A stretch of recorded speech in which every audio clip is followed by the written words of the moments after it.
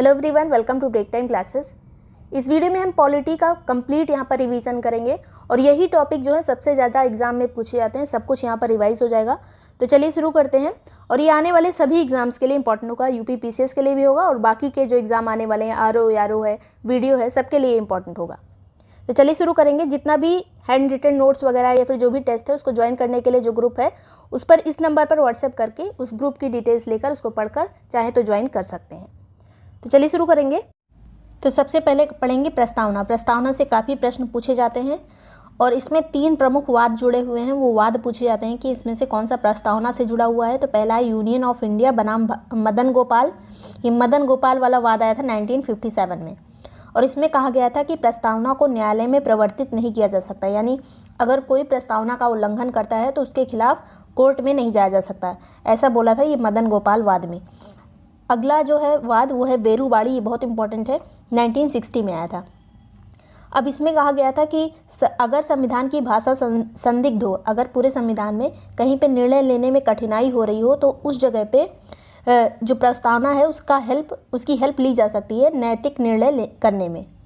मतलब प्रस्तावना को पूरी तरह से न्यायालय में प्रवर्तित नहीं किया जा सकता, लेकिन अगर कहीं पे न्याय करने में जो दुविधा आती है तो वहाँ पे प्रस्तावना की हेल्प ली जा सकती है। अगला आता है केशवानंद भारती वाद। ये बहुत इंपॉर्टेंट है, 1973 में आया था और इसमें जो मूल ढांचे की बात की गई थी कि मूल ढांचे में संशोधन नहीं हो सकता है, बाकी संशोधन किया जा सकता है संविधान में। तो इसी में कहा गया था कि प्रस्तावना को संविधान का मूल ढांचा नहीं माना गया था, तो इसमें संशोधन किया जा सकता है, ऐसा कहा गया था केशवानंद भारती केस में। और प्रस्तावना में अब तक कितनी बार संशोधन हो चुका है तो केवल एक बार, 42वें संविधान संशोधन में ये संशोधन किया गया था 1976 में। और इसमें 3 शब्द जोड़े गए थे, समाजवादी, पंथनिरपेक्ष और राष्ट्र की अखंडता। तो समाजवादी, पंथनिरपेक्ष और अखंडता शब्द, ये 3 शब्द जोड़े गए थे।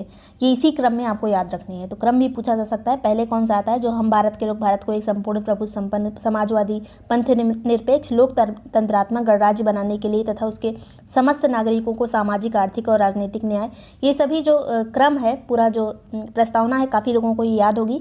तो इसमें जो शब्द दिए गए हैं उनका क्रम, इन तीनों का क्रम पूछा जाता है। तो ये चीज़ इंपॉर्टेंट है। अगर ज़रूरी नहीं कि प्रस्तावना आपको पूरी रटी होनी चाहिए, लेकिन ये शब्द इंपॉर्टेंट है। और प्रस्तावना में 3 तरह की चीज़ें आती हैं। पहला है 3 प्रकार के न्याय आते हैं, 5 प्रकार की स्वतंत्रता आती है और 2 प्रकार की समानता आती है। तो न्याय कौन कौन से हैं? सामाजिक, आर्थिक और राजनीतिक। इनका क्रम भी यही है, न्याय पहले आता है, फिर स्वतंत्रता, फिर समानता। सामाजिक, आर्थिक और राजनीतिक न्याय की बात की गई, याद रखिएगा। यही तीनों वर्ड अगर न्याय में आए तो यही तीनों सही होंगे, इसके अलावा कुछ भी आए तो गलत होगा। 5 प्रकार की स्वतंत्रता कौन कौन सी? विचार, अभिव्यक्ति, विश्वास, धर्म और उपासना की स्वतंत्रता। 2 प्रकार की समानता की बात की गई है कि प्रतिष्ठा की समानता और अवसर की समानता की बात की गई है। तो ये तीनों चीज़ इंपॉर्टेंट है। आगे चलेंगे, विदेशी स्रोत क्या क्या थे संविधान में। तो संयुक्त राज्य अमेरिका यानी यूएसए से क्या क्या लिया गया? मौलिक अधिकार लिए गए, न्यायिक पुनरावलोकन की शक्ति ली गई और संविधान की सर्वोच्चता की बात की गई, ये भी यूएसए से आया है। मूल रूप से ये जो सबसे इम्पोर्टेंट है वो है मौलिक अधिकार। न्यायपालिका की स्वतंत्रता भी यूएसए से आई है। निर्वाचित राष्ट्रपति और राष्ट्रपति पे जो महाभियोग चलता है जिससे राष्ट्रपति को हटाया जाता है वो भी यूएसए से लिया गया है। उपराष्ट्रपति का कॉन्सेप्ट भी यूएसए से लिया गया है। जज को हटाने की जो बात है उसका प्रोसेस भी यूएसए से लिया गया है। और एक ही आपातकाल यहाँ से लिया गया है, वित्तीय आपातकाल। तो ये सभी चीज़ें इंपॉर्टेंट है यूएसए से। अब देखेंगे ब्रिटेन का संसदात्मक जो प्रणाली है ब्रिटेन से ली गई है। एकल नागरिकता, जैसे हमारे यहाँ राज्यों की और भारत की अलग अलग नागरिकता नहीं होती, बस एक ही नागरिकता है, ये भी ब्रिटेन से लिया गया है। अमेरिका में 2 नागरिकता होती है, एक राज्य की और एक पूरे देश की। फिर है विधि निर्माण की प्रक्रिया, ये भी ब्रिटेन से ली गई है। आयरलैंड से नीति निर्देशक तत्व लिए गए हैं, इंपॉर्टेंट है ये। उसके बाद जो राज्यसभा में राष्ट्रपति के द्वारा मनोनयन होता है, जो कुछ लोग नॉमिनेट किए जाते हैं 12 लोग, वो कहाँ से लिया गया है? आयरलैंड से। नीति निर्देशक तत्व और मनोनयन। फिर ऑस्ट्रेलिया से क्या लिया गया है? प्रस्तावना की भाषा, जो हमारी लैंग्वेज है प्रियम्बल की, समवर्ती सूची और शक्ति विभाजन, जो केंद्र और राज्य के बीच में शक्ति का विभाजन होता है वो, और संसदीय विशेषाधिकार, ये सभी चीज़ें ऑस्ट्रेलिया से ली गई हैं। सबसे ज़्यादा इंपॉर्टेंट है प्रस्तावना की भाषा और समवर्ती सूची। अगला आता है जर्मनी से क्या लिया गया है? आपातकाल के दौरान जो राष्ट्रपति को मूल अधिकार निलंबित करने की जो शक्तियाँ होती हैं राष्ट्रपति के पास, वो आती हैं जर्मनी से।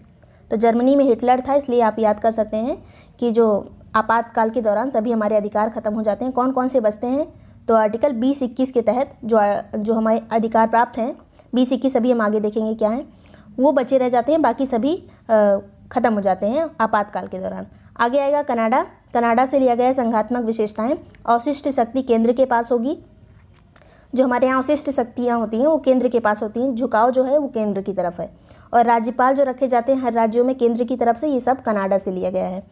आगे आता है दक्षिण अफ्रीका से संविधान संशोधन की प्रक्रिया ली गई है। रूस से लिया गया है मौलिक कर्तव्यों का प्रावधान। मौलिक अधिकार कहाँ से लिए गए हैं, यूएसए से, और मौलिक कर्तव्य रूस से। जापान से लिया गया है विधि द्वारा स्थापित प्रक्रिया। अब आगे देखेंगे, सभी अनुसूचियाँ देख लेंगे। तो कितनी अनुसूची हैं भारत के संविधान में, 12 अनुसूचियाँ हैं। ये अनुसूची सभी आती हैं, इंपॉर्टेंट है। पहला है संघ और उसके राज्य क्षेत्र। पहले में संघ की बात की गई, संघ से शुरुआत करते हैं। फिर दूसरा वाला आता है, दूसरी अनुसूची में क्या है, वेतन भत्ते। पहले में संघ आ गया, दूसरे में वेतन भत्ते मतलब पैसे की बात हो गई। तीसरे में शपथ आ जाएगा, पहले पैसा आएगा फिर शपथ ली जाएगी। मंत्रियों को पहले पैसा मिलेगा तभी वो शपथ लेंगे, बस इस तरह से थोड़ा याद कर सकते हैं।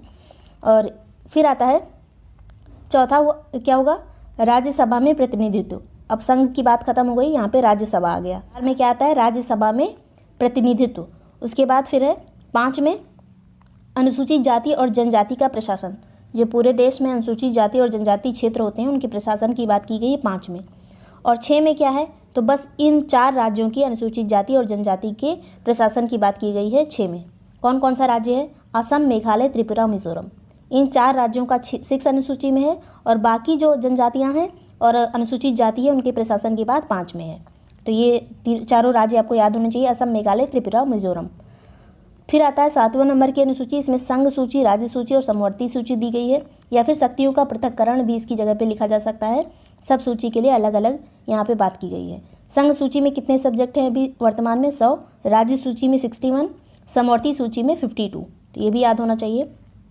8वें में भाषाएं दी गई हैं। तो अभी 8वीं अनुसूची में कितनी भाषाएं हैं, 22। पहले स्टार्टिंग में जब संविधान बना था तो केवल 14 भाषाएं थी, अभी हैं 22। तो ये चीज़ें एग्जाम में पूछी जाती हैं, कब कौन सी जोड़ी गई। 1967 में 21वें संविधान संशोधन के तहत सिंधी भाषा को जोड़ा गया था। 1992 में 71वें संविधान संशोधन के तहत कोंकणी, मणिपुरी और नेपाली को जोड़ा गया था। फिर 2003 में 92 संविधान संशोधन के तहत मैथिली, संथाली, बोडो, डोगरी को जोड़ा गया था। इसका आप चाहे तो स्क्रीनशॉट ले सकते हैं। फिर आगे चलेंगे, 9वें में क्या है, 9वीं अनुसूची में राज्य द्वारा संपत्ति का जो अधिग्रहण किया जाता है, भूमि का अधिग्रहण, वो दिया गया है 9वीं अनुसूची में। जैसे रोड बनाने के लिए, किसी भी काम के लिए। और ये कब आया था, ये पहला जो संविधान संशोधन हुआ था 1951 में। ये भी पूछा जा सकता है कि पहला संविधान संशोधन कब हुआ था, 1951 में। 10वें में आता है दल बदल अनुसूची। दल बदल वाली अनुसूची है 10वें में, और ये किसके तहत जोड़ी गई थी, 52वां संविधान संशोधन था ये 1985 में। 1985 में ये दल बदल वाली बात आई थी। उसके बाद पंचायती राज, ये आता है 73वें संविधान संशोधन के तहत 73। और कब जोड़ा गया था, 1993 में। इसमें कितने विषय आते हैं 11वीं अनुसूची में, 29 विषय। ये भी पूछ लिया जाता है, 11वीं अनुसूची में कितने विषय हैं, 29 विषय। फिर आता है नगर प्रशासन। नगर के जो प्रशासन की बात की गई यहाँ पे, और ये किस में जोड़ा गया, तो 74वें संविधान संशोधन में 1993 में ही। गांव वाला था 73वें और नगर वाला है 74वें, और दोनों 1993 हैं। इसमें है 18 विषय। तो ये सभी चीज़ें इंपॉर्टेंट थी। अब चलेंगे आर्टिकल्स पे। तो पहले भाग में क्या दिया हुआ है, आर्टिकल 1 से 4 तक। तो 1 से 4 तक दिया हुआ है जो संघ और उसके राज्य क्षेत्र। आर्टिकल 1 में क्या लिखा है, भारत अर्थात इंडिया राज्यों का संघ होगा। तो ये पहली में ही आ गया है, भारत अर्थात इंडिया राज्यों का संघ होगा। याद रखिए, कहीं पे भी संघीय शासन की बात नहीं की गई है, राज्यों के संघ की बात की गई है। उसके बाद फिर आर्टिकल 2 में नए राज्यों का प्रवेश, मतलब अगर किसी दूसरे देश से कोई हिस्सा हमारे देश में अगर शामिल होता है तो किस आर्टिकल के तहत होगा, आर्टिकल 2 के तहत। आर्टिकल 3 में क्या होगा, राज्यों की सीमा और नाम में परिवर्तन। जैसे उत्तर प्रदेश से उत्तराखंड को अलग कर दिया गया सन 2000 में, तो किस आर्टिकल के तहत किया गया, आर्टिकल 3 के तहत, और इसका नाम उत्तरांचल पड़ा, ये भी आर्टिकल 3 के तहत। फिर आगे चलते हैं, नागरिकता पे आएंगे। नागरिकता किसके तहत आएगा, तो ये है आर्टिकल 5। यहाँ पे लिखा हुआ नहीं है, लेकिन ये कौन सा है, आर्टिकल 5 से 11 तक है नागरिकता टोटल दी हुई है, 5 से 11 तक। ज़्यादातर यहाँ पे 5 लिखा होगा, 5 ही आएगा। किस आर्टिकल में दिया है, 5वें में नागरिकता। और ये कौन सा पार्ट है, कौन सा भाग है ये नागरिकता, भाग 2। भाग 2 क्या है, नागरिकता।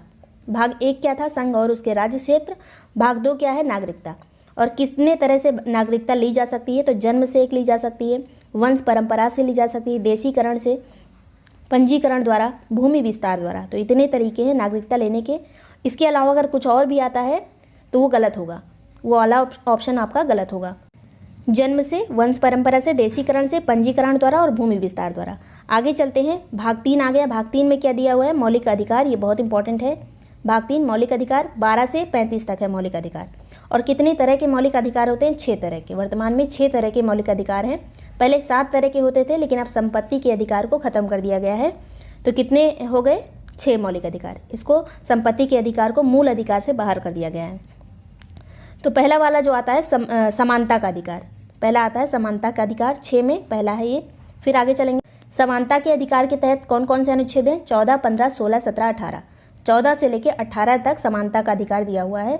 और उसके बाद ये जो 6 हैं, इसमें दूसरा वाला आता है स्वतंत्रता का अधिकार, तीसरा शोषण के विरुद्ध अधिकार आता है, फिर आता है धार्मिक स्वतंत्रता का अधिकार, फिर संस्कृति और शिक्षा संबंधी जो अधिकार होते हैं, फिर संवैधानिक उपचारों का अधिकार। तो ये सब हम भी आगे पढ़ेंगे, तो अभी परेशान होने की ज़रूरत नहीं है। तो ये 14 में क्या दिया हुआ है? 14 में आर्टिकल 14 में है विधि के समक्ष समता।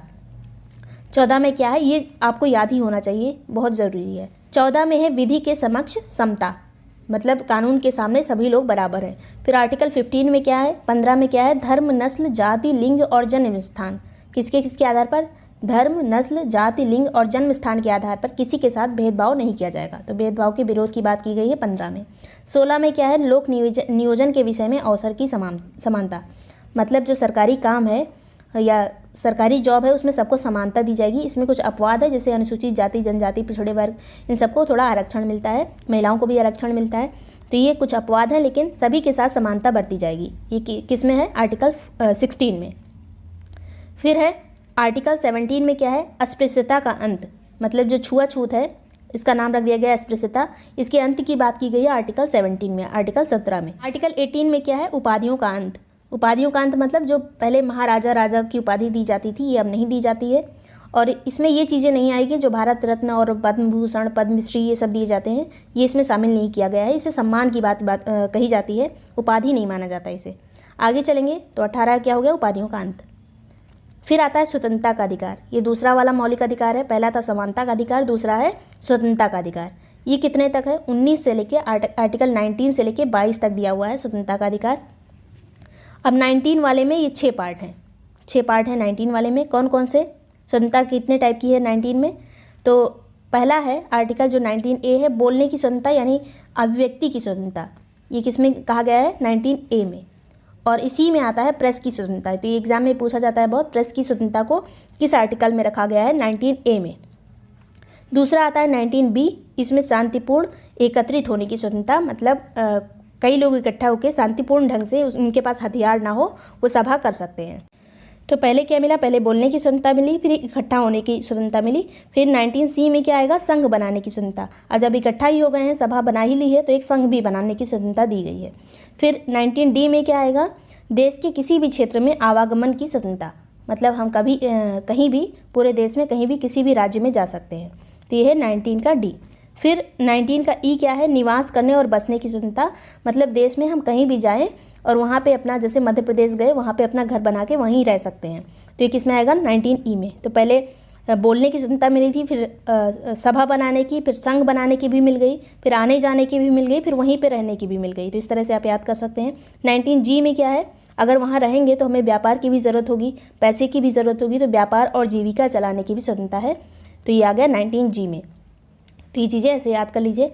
आगे चलेंगे, आर्टिकल 20 क्या है? अपराधों के लिए दोष सिद्धि के संबंध में संरक्षण। इसमें क्या बात की गई है कि किसी भी व्यक्ति को अगर कोई एक अपराध करता है तो उसके लिए सिर्फ एक ही बार सज़ा मिलेगी, तो मतलब कई बार उसे सज़ा नहीं दी जा सकती एक ही काम के लिए। फिर है इसी में एक चीज़ आता है कि अगर कोई अपराध आज किया गया है तो आज उसके लिए जो सज़ा होगी वही सज़ा उसे मिलेगी। ऐसा नहीं है कि बाद में कानून चेंज कर दिया गया तो उसकी सज़ा बढ़ गई। तो आज जो कानून का उल्लंघन कर रहा है वो, उसके लिए जो सज़ा है वो आज ही, मतलब उतनी ही सज़ा उसे मिलेगी। फिर आता है आर्टिकल 21। इसमें क्या है? प्राण और दैहिक स्वतंत्रता का संरक्षण। 21 में कई सारी चीज़ें आती हैं, जैसे पर्यावरण की स्वतंत्रता हमें चाहिए, सोने का अधिकार, आने जाने का अधिकार, गौरवपूर्ण जीवन का अधिकार। तो ये सभी आता है आर्टिकल 21 में। प्राण और दैहिक स्वतंत्रता, शुद्ध वायु का अधिकार। फिर आता है आर्टिकल 21A, ये बहुत इंपॉर्टेंट है, बाद में जोड़ा गया।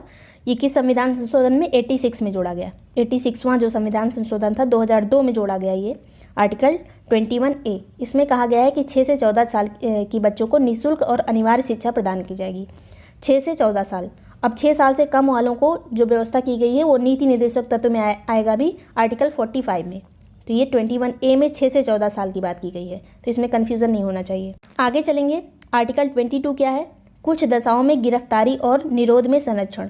अगर कोई व्यक्ति कहता है कि उसकी फालतू में ऐसे गिरफ्तारी कर ली गई है तो उसे जल्दी से जल्दी न्यायालय में पेश किया जाएगा और उसका जो टाइम होता है कि एक टाइम लिमिट होती है उसी के अंदर उसे न्यायालय में पेश कर देना चाहिए। और इसके अलावा उसे कारण भी बताना चाहिए कि उसे किस लिए गिरफ्तार किया जा रहा है और उसे अपने जो पसंद के वकील होते हैं उनसे सलाह वो ले सकता है। तो ये सब कुछ चीज़ें हैं जो आर्टिकल 22 में दी गई हैं स्वतंत्रता के अधिकार के तहत। तो 19 से 22 तक क्या हो गया? स्वतंत्रता का अधिकार।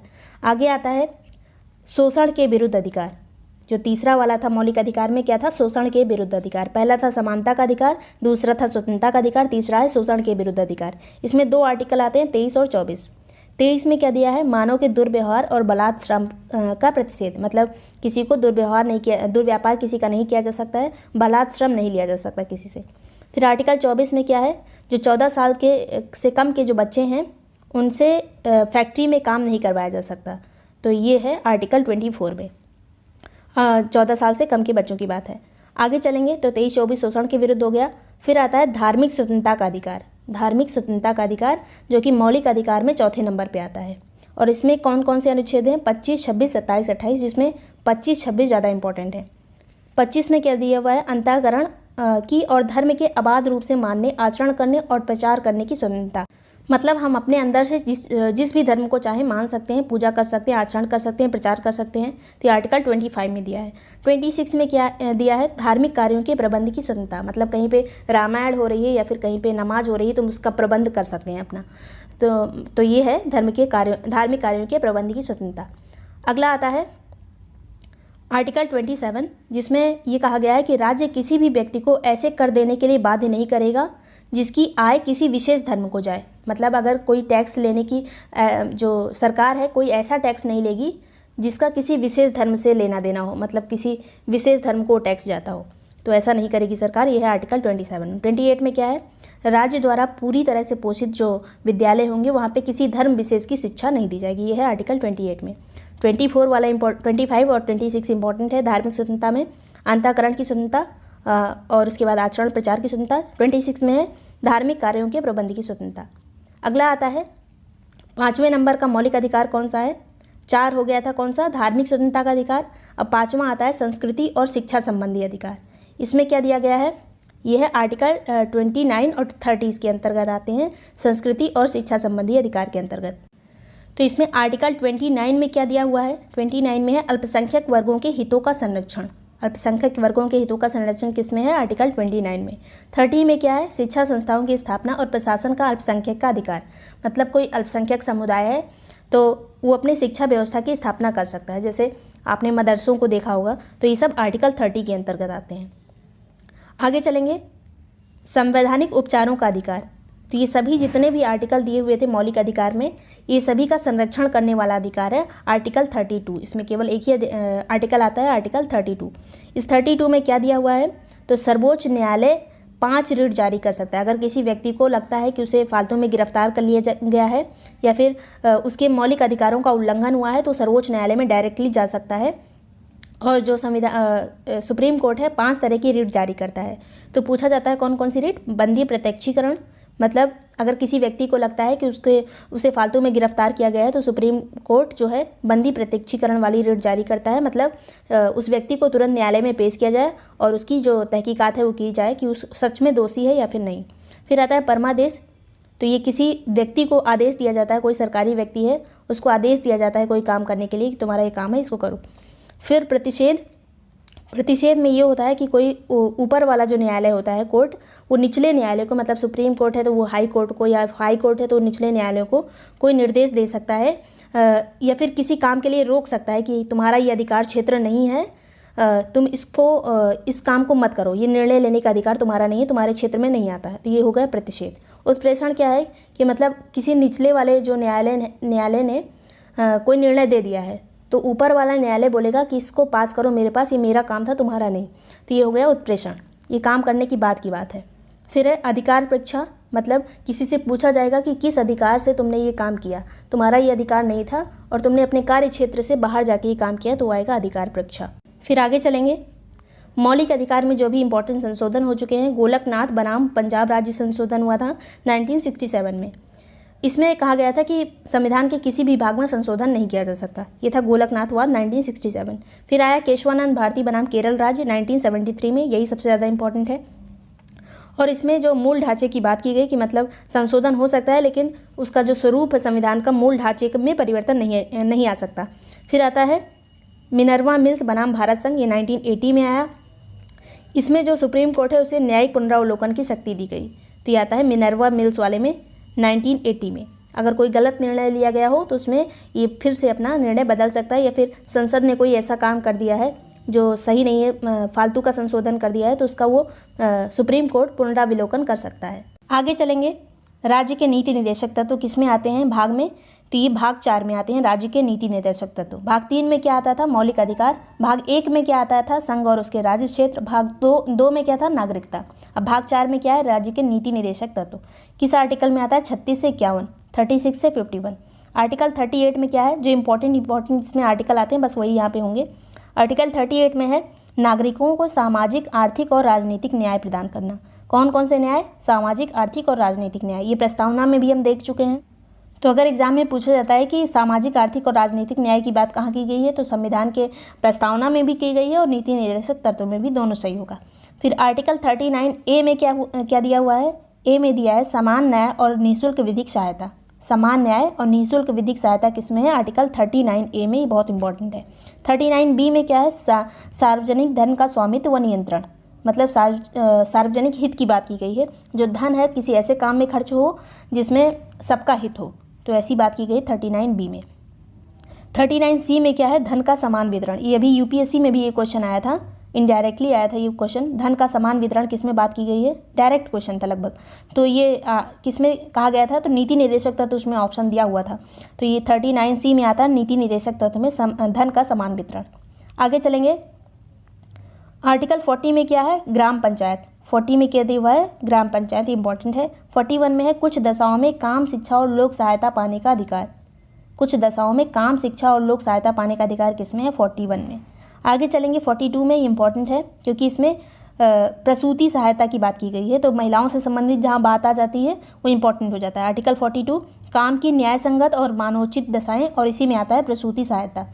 अगला आता है 43 कर्मकारों के लिए निर्वहन मजदूरी और कुटीर उद्योग को प्रोत्साहन। कुटीर उद्योग को प्रोत्साहन किसमें आता है, 43 में। 44 में क्या है, समान सिविल संहिता, जो यूनिफॉर्म जो कोड है सिविल कोड, किसमें आता है, 44 में, मतलब सभी राज्यों में समान कानून होगा। फिर है आर्टिकल 45 में 6 साल से कम उम्र के बच्चों की शिक्षा, तो ये इंपॉर्टेंट है 45 वाला। अभी तक जो 6 से 14 साल वाला था वो किस में था, 6 से 14 साल के बच्चों की शिक्षा 21A में, और 45 में है 6 साल से कम वालों की। फिर आगे चलेंगे 46 में, इसमें अनुसूचित जाति, जनजाति और दुर्बल वर्ग के शिक्षा की बात की गई है 46 में। फिर है 47 पोषाहार स्तर, जीवन स्तर को ऊंचा करने तथा लोक स्वास्थ्य की व्यवस्था करने की बात है 47 में। 48 में क्या है, इंपॉर्टेंट है कृषि और पशुपालन, 48 में है। 48A में क्या है, पर्यावरण का संरक्षण तथा संवर्धन और वन एवं वन्य जीवों की रक्षा, तो ये है 48A में। 48 में क्या है, कृषि और पशुपालन। 48A में पर्यावरण संरक्षण की बात की गई है। अभी ये पर्यावरण संरक्षण की बात मूल कर्तव्यों में भी आएगी आगे। फिर आर्टिकल 49 में क्या है, राष्ट्रीय महत्व के स्थानों, स्मारकों और वस्तुओं का संरक्षण, तो ये किसमें है, 49 में। 50 में क्या है, इंपॉर्टेंट है कार्यपालिका और न्यायपालिका का पृथक्करण। 50 में क्या है, कार्यपालिका और न्यायपालिका का पृथक्करण। 51 में क्या है, अंतर्राष्ट्रीय शांति और सुरक्षा की अभिवृद्धि। 51 में अंतर्राष्ट्रीय शांति और सुरक्षा की अभिवृद्धि, तो ये आर्टिकल 51 तक बहुत इंपॉर्टेंट थे। आगे आता है एक चीज़, जो नीति निर्देशक तत्व हैं उनको ऐसा चेक जो बैंक की सुविधा अनुसार अदा की जाएगी, ये किसने बोला है, केटी शाह ने। केटी शाह ने बोला है। ऐसा क्यों बोला है, क्योंकि जो नीति निर्देशक तत्व होते हैं उनमें हम उसके लिए कुछ नहीं कर सकते, मतलब जो सरकार है अगर वो चाहे तो ये सभी चीज़ें हमें प्रदान करे, जो अच्छी अच्छी चीज़ें हैं, कल्याणकारी राज्य बनाने की जो संकल्पना है वो दी होती है नीति निर्देशक तत्व में।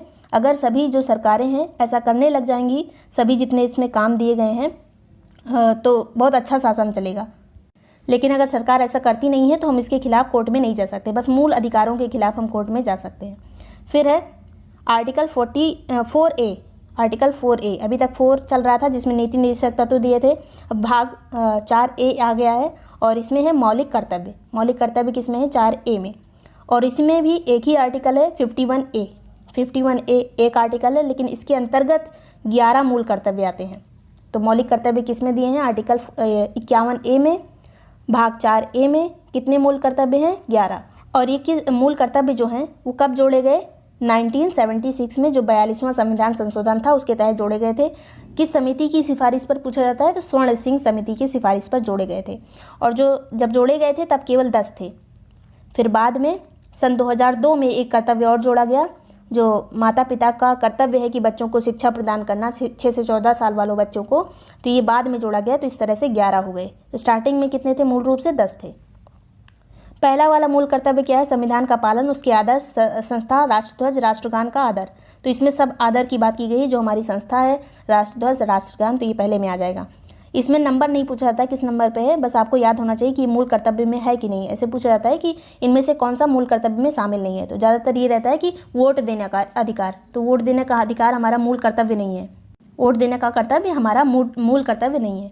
फिर दूसरा है विधिक कर्तव्य है वो। दूसरा है राष्ट्रीय आंदोलन के आदर्शों को हृदय में संजोना। जो हमारे राष्ट्रीय आंदोलन हुए जिससे हमें आज़ादी मिली है, उसकी मतलब उसको हृदय में संजोना और उसका पालन करना, आदर करना, ये सब किस में है? 2 में।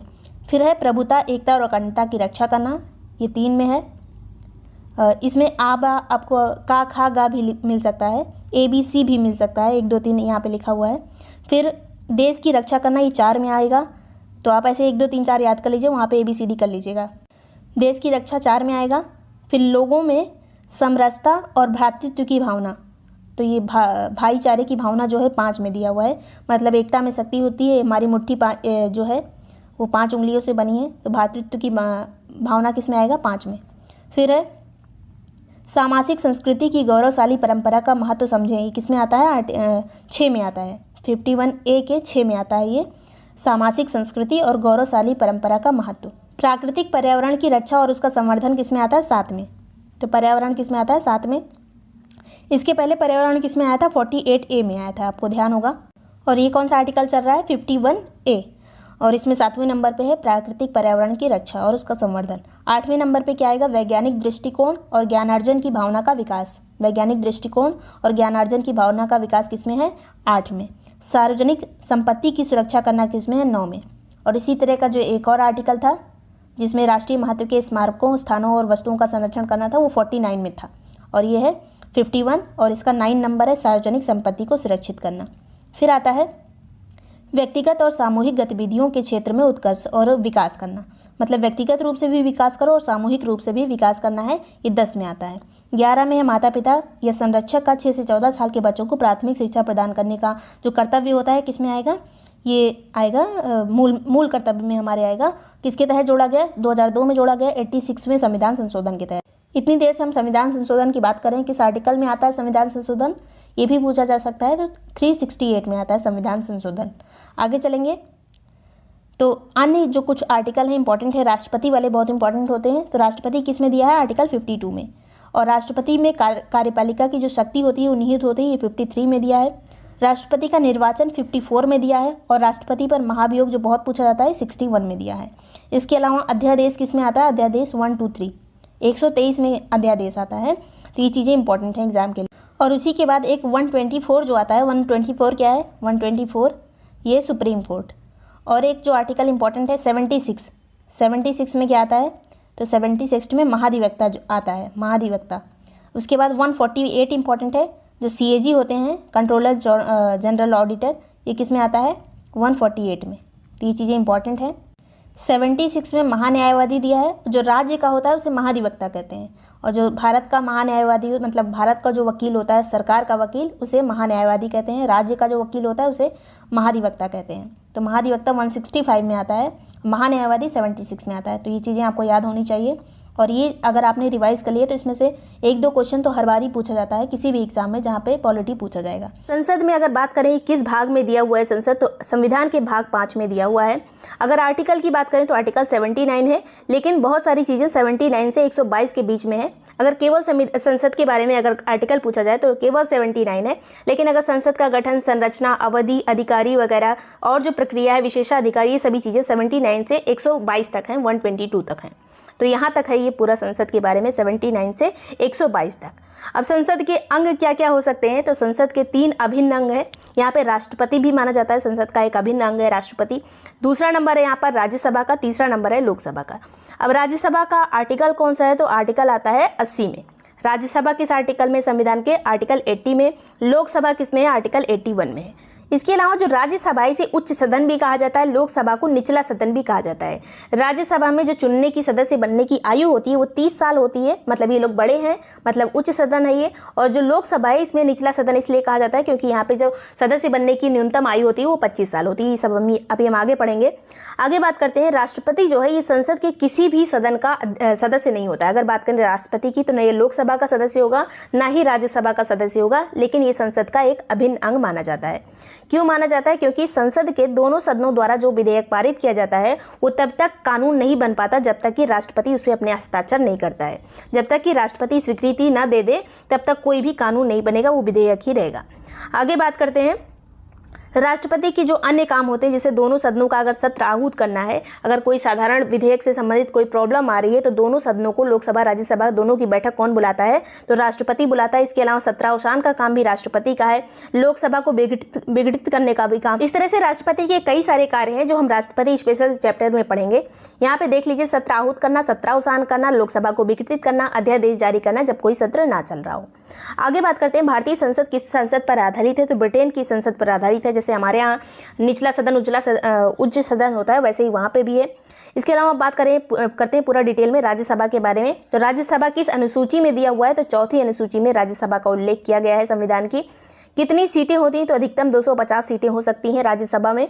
वर्तमान में कितनी सीटें हैं, तो 245 हैं। राज्यसभा में 250 सीटें हो सकती हैं, 250 सीटें। वर्तमान में 245 सीटें हैं।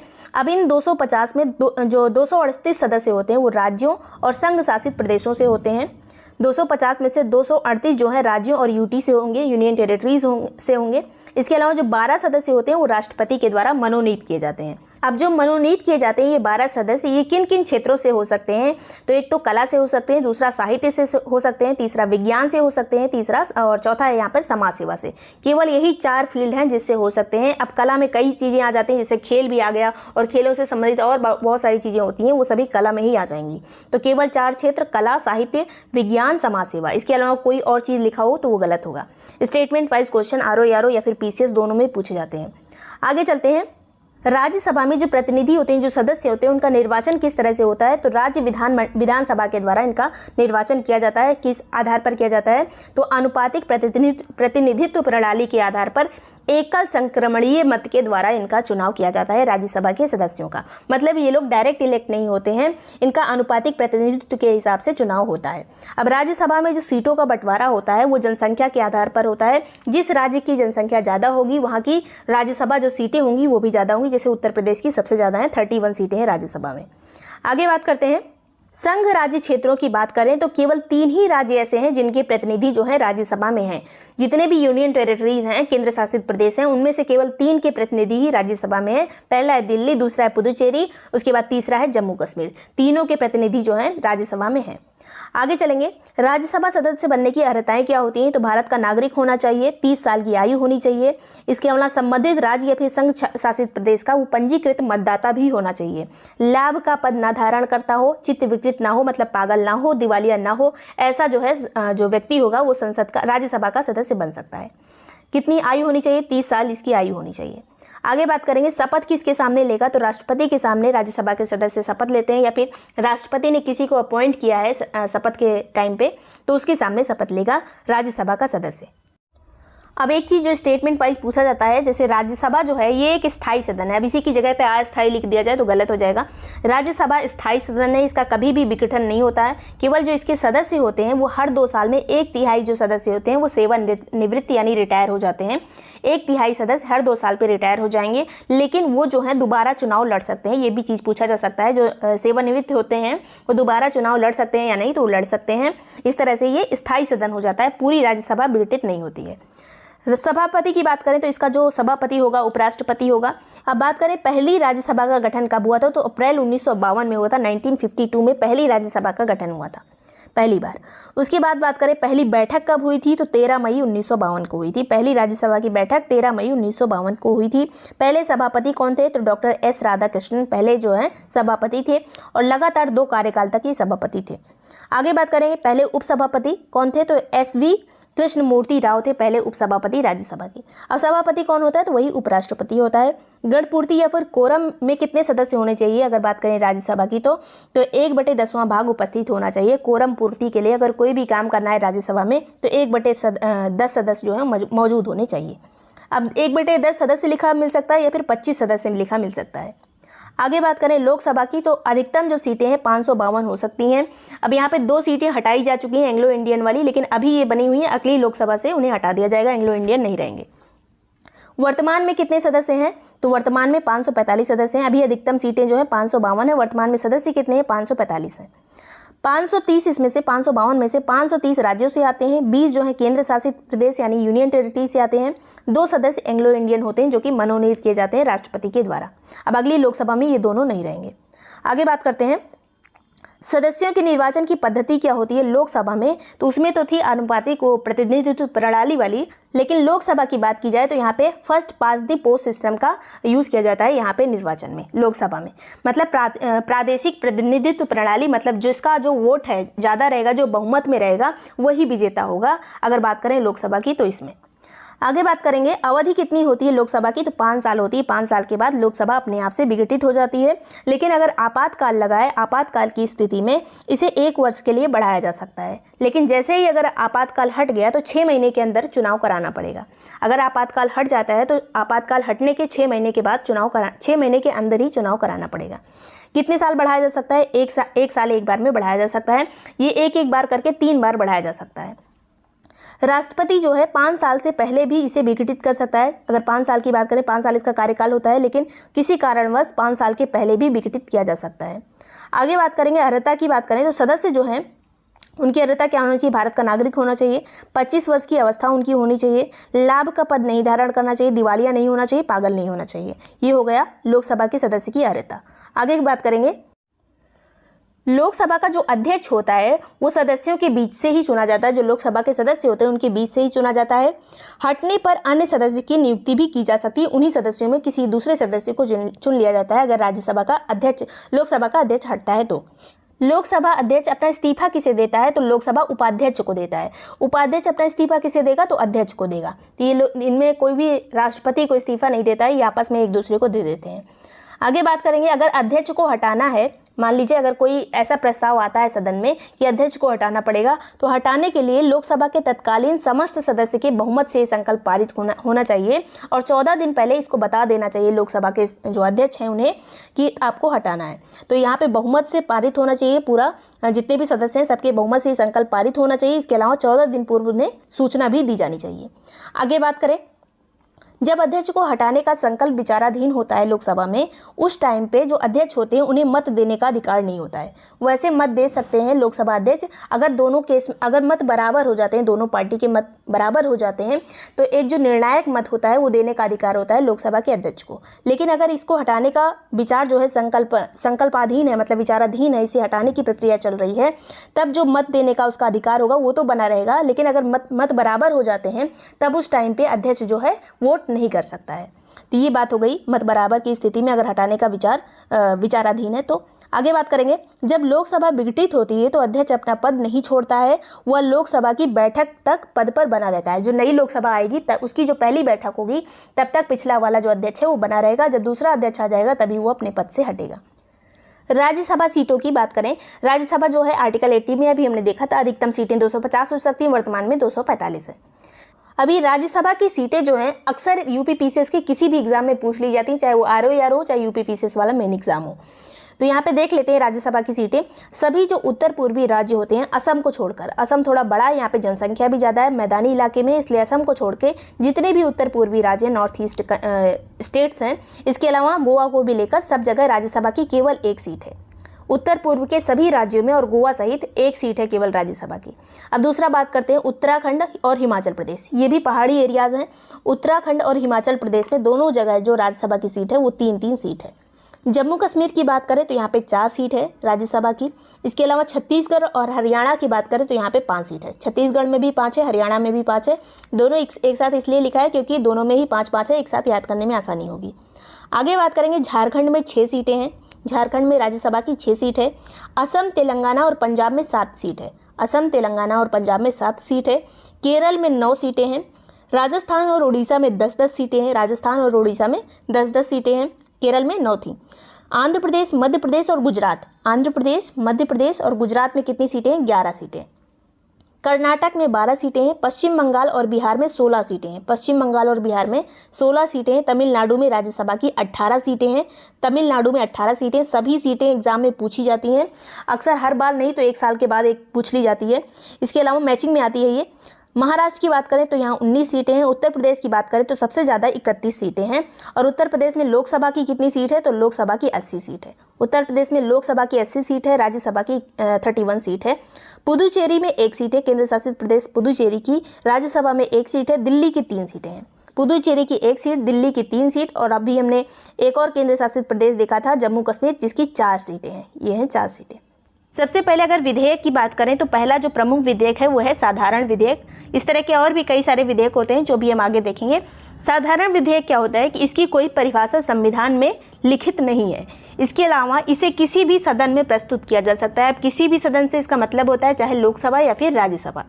चाहे लोकसभा में साधारण विधेयक आ सकता है या फिर राज्यसभा में। इस वीडियो की हर एक लाइन इंपॉर्टेंट है, इसलिए ध्यान से देखिएगा क्योंकि स्टेटमेंट वाइज क्वेश्चन पूछे जाते हैं। अब यहाँ पे तीसरा है राष्ट्रपति की पूर्वानुमति जरूरी नहीं होती। अगर साधारण विधेयक पेश करना है तो राष्ट्रपति से पहले पूछ के नहीं पेश किया जाएगा, चाहे लोकसभा में शुरू हो सकता है या राज्यसभा में बिना पूर्वानुमति के। आगे बात करेंगे, चौथा नंबर है दोनों सदनों में गतिरोध होने पर यहाँ पे संयुक्त बैठक का प्रावधान होता है। अगर साधारण विधेयक की बात की जाए तो इस केस में अगर कोई भी गतिरोध उत्पन्न हो रहा है राज्यसभा और लोकसभा में तो उसकी संयुक्त बैठक कौन बुलाएगा? राष्ट्रपति बुलाएगा। तो ऐसा प्रावधान है साधारण विधेयक के लिए संयुक्त बैठक का। किस आर्टिकल के अंतर्गत है ये? 108 के अंतर्गत।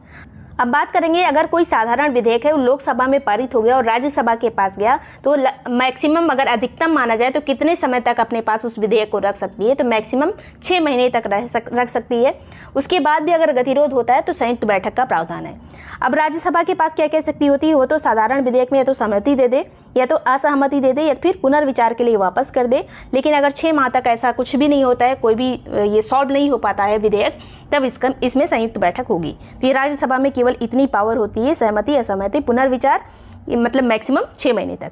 आगे बात करते हैं, अपवाद है इसमें कुछ। अगर नए राज्यों के निर्माण या फिर वर्तमान राज्यों के क्षेत्रों या सीमाओं में परिवर्तन करना हो, जिसमें कि अगर संशोधन करना है अनुच्छेद 3 में, अनुच्छेद 3 के अंतर्गत वो चीज़ें आती हैं कि जो वर्तमान राज्य हैं उनकी सीमा परिवर्तन कर दिया गया, उनका नाम परिवर्तन कर दिया गया, इस या फिर एक राज्य से जो हमारे जैसे आंध्र प्रदेश से तेलंगाना अलग हो गया, तो ये सभी जो प्रावधान है वो आर्टिकल 3 में आएंगे। उस तरह के संशोधन में, उस तरह के विधेयक में राष्ट्रपति की पूर्वानुमति लेनी पड़ती है। जो एक सिंपल साधारण विधेयक होता है उसमें राष्ट्रपति की अनुमति नहीं लेनी पड़ती पहले, लेकिन अगर राज्यों से संबंधित, सीमा परिवर्तन से संबंधित, नाम परिवर्तन से संबंधित कोई चीज़ है तो राष्ट्रपति से पूर्वानुमति लेनी पड़ेगी अगर आर्टिकल 3 में संशोधन करना है तो। आगे बात करेंगे, अब जैसे कि पहला था साधारण विधेयक, उसी तरह अब दूसरा यहाँ पे विधेयक है जो कि संविधान संशोधन विधेयक, जो कि आर्टिकल 368 में आता है, आर्टिकल 368 में आता है। इसे भी किसी भी सदन में प्रस्तुत किया जा सकता है, चाहे लोकसभा या फिर राज्यसभा, और इसमें भी राष्ट्रपति के पूर्वानुमति की जरूरत नहीं होती है। साधारण विधेयक में भी नहीं होती थी, संविधान संशोधन विधेयक में भी पूर्वानुमति की जरूरत नहीं होती है। उसके बाद अगर ये किसी भी सदन में पेश किया गया तो वहाँ पे विशेष बहुमत से इसे पारित होना चाहिए। जो सदस्य होते हैं उनके विशेष बहुमत से, यानी 2/3 से, और जितने लोग टोटल होते हैं सदन में उसके 2/3 बहुमत से इसे पारित होना चाहिए। इसके अलावा दोनों सदनों में अगर गतिरोध होने पर विधेयक को समाप्त कर दिया जाता है, अर्थात इसमें संयुक्त बैठक का प्रावधान नहीं है। जैसे कि अभी हमने बात की थी, जो साधारण विधेयक होता है उसमें संयुक्त बैठक का प्रावधान होता है, जबकि संविधान संशोधन वाले विधेयक में संयुक्त बैठक का प्रावधान नहीं होता है, ये याद रखिएगा। यहाँ पे राष्ट्रपति की पूर्वानुमति की जरूरत नहीं होती है, साधारण विधेयक में भी नहीं होती थी। लेकिन एक ही चीज़ यहाँ पर डिफरेंट है, जो कि है यहाँ पे संयुक्त बैठक का प्रावधान नहीं होता है। अगर दोनों में गतिरोध हो रहा है तो इस विधेयक को खत्म कर दिया जाएगा। अगर यहाँ पे जब दोनों सदन में ये पारित हो जाता है, जब राष्ट्रपति के पास इसे भेजा जाता है, तो राष्ट्रपति इसमें सहमति देने के लिए बाध्य होता है। राष्ट्रपति हस्ताक्षर करने से मना नहीं कर सकता है। तो ये है संविधान संशोधन विधेयक की बात, जो कि आर्टिकल 368 में आता है। अब अगला जो आता है वो है धन विधेयक। आय और व्यय से संबंधित जितने भी विधेयक होते हैं उन्हें धन विधेयक कहा जाता है। और इसमें अनुच्छेद 110 के अंतर्गत जितने भी चीज़ें आती हैं, जितने भी प्रावधान किए गए हैं टैक्स से संबंधित, वो सभी आएंगे धन विधेयक के अंतर्गत। उसके बाहर का इसमें कोई प्रावधान नहीं होगा। जैसे कि वित्त विधेयक की बात करें तो वो आता है आर्टिकल 117 में, और यहाँ पे धन विधेयक की बात की जा रही है, जो कि आर्टिकल 110 में आता है। अब अगर धन विधेयक पेश करना है तो ये केवल लोकसभा में पेश किया जा सकता है, राज्यसभा में पेश नहीं किया जा सकता है। ये भी याद रखिएगा स्टेटमेंट, केवल लोकसभा में पेश होगा धन विधेयक। राष्ट्रपति की पूर्वानुमति इसमें जरूरी होती है। ये वाला जो है, इसमें राष्ट्रपति की पूर्वानुमति की जरूरत पड़ेगी। जबकि अगर बात करें, अभी हमने जो देखा था साधारण विधेयक या फिर जो संविधान संशोधन विधेयक था, उसमें राष्ट्रपति की पूर्वानुमति की जरूरत नहीं थी। धन विधेयक में जरूरत होगी। राज्यसभा इसे अस्वीकृत या फिर संशोधित नहीं कर सकती है। जैसे कि अभी हमने साधारण विधेयक में देखा था, तो राज्यसभा अपनी सहमति दे सकती है, असहमति दे सकती है। लेकिन धन विधेयक का अगर बात आएगी तो यहाँ पे अस्वीकृत भी नहीं कर सकती है, संशोधित भी नहीं कर सकती है राज्यसभा। सारी शक्तियाँ धन विधेयक के केस में राज्यसभा की खत्म हो जाती हैं। केवल अपनी सिफारिश के साथ 14 दिन के भीतर लोकसभा को लौटा सकती है राज्यसभा। अगर उसको कोई गलती दिख रही है धन विधेयक में तो 14 दिन के लिए वापस कर सकती है। अगर नहीं लौटाती है तो यह विधेयक पारित मान लिया जाएगा। अगर 14 दिन तक होल्ड करके रखती है राज्यसभा जो है धन विधेयक को, तो उसे पारित मान लिया जाता है। 14 दिन के अंदर अगर उसको वापस करती है कि इसमें ये संशोधन है, अगर लोकसभा कह दे कि कोई संशोधन नहीं किया जाएगा, तब भी उसे पारित मान लिया जाता है। राज्यसभा को हर बातें माननी पड़ेगी लोकसभा की धन विधेयक के केस में। आगे बात करेंगे वित्त विधेयक की, जिसे फाइनेंस बिल कहा जाता है। ये थोड़ा सा धन विधेयक की तरह होता है, लेकिन ये पूरी तरह से धन विधेयक से अलग होता है वित्त विधेयक। भारत में ऐसे विधेयक वित्त विधेयक कहे जाते हैं जो आर्टिकल 110 से बाहर होते हैं। ये आर्टिकल 117 में आता है, तो 110 से संबंधित जो प्रावधान है वो वित्त विधेयक में नहीं आएंगे। बाकी सारे आएंगे, जो और चीज़ों से वित्त से संबंधित काम होंगे वो आएंगे वित्त विधेयक में। ये 2 रूप में होता है। पहला 2 रूप में ये धन विधेयक के समान होता है। वो कौन कौन से रूप हैं? ये केवल लोकसभा में पेश होता है, जैसे कि धन विधेयक केवल लोकसभा में पेश होता था, उसी तरह से वित्त विधेयक भी केवल लोकसभा में पेश होता है। राष्ट्रपति की पूर्वानुमति की इसमें भी जरूरत पड़ती है। और जो मामले हैं उसमें ये साधारण विधेयक की तरह हो सकता है, जैसे कि अगर दोनों में गतिरोध उत्पन्न हो रहा है तो संयुक्त बैठक हो जाएगी, या फिर और भी जितनी चीज़ें हैं, जैसे 14 दिन से ज़्यादा भी इसे रखा जा सकता है। राज्यसभा में भी थोड़ा ज़्यादा शक्तियाँ प्राप्त होती हैं वित्त विधेयक के केस में, जो कि धन विधेयक में नहीं होती हैं।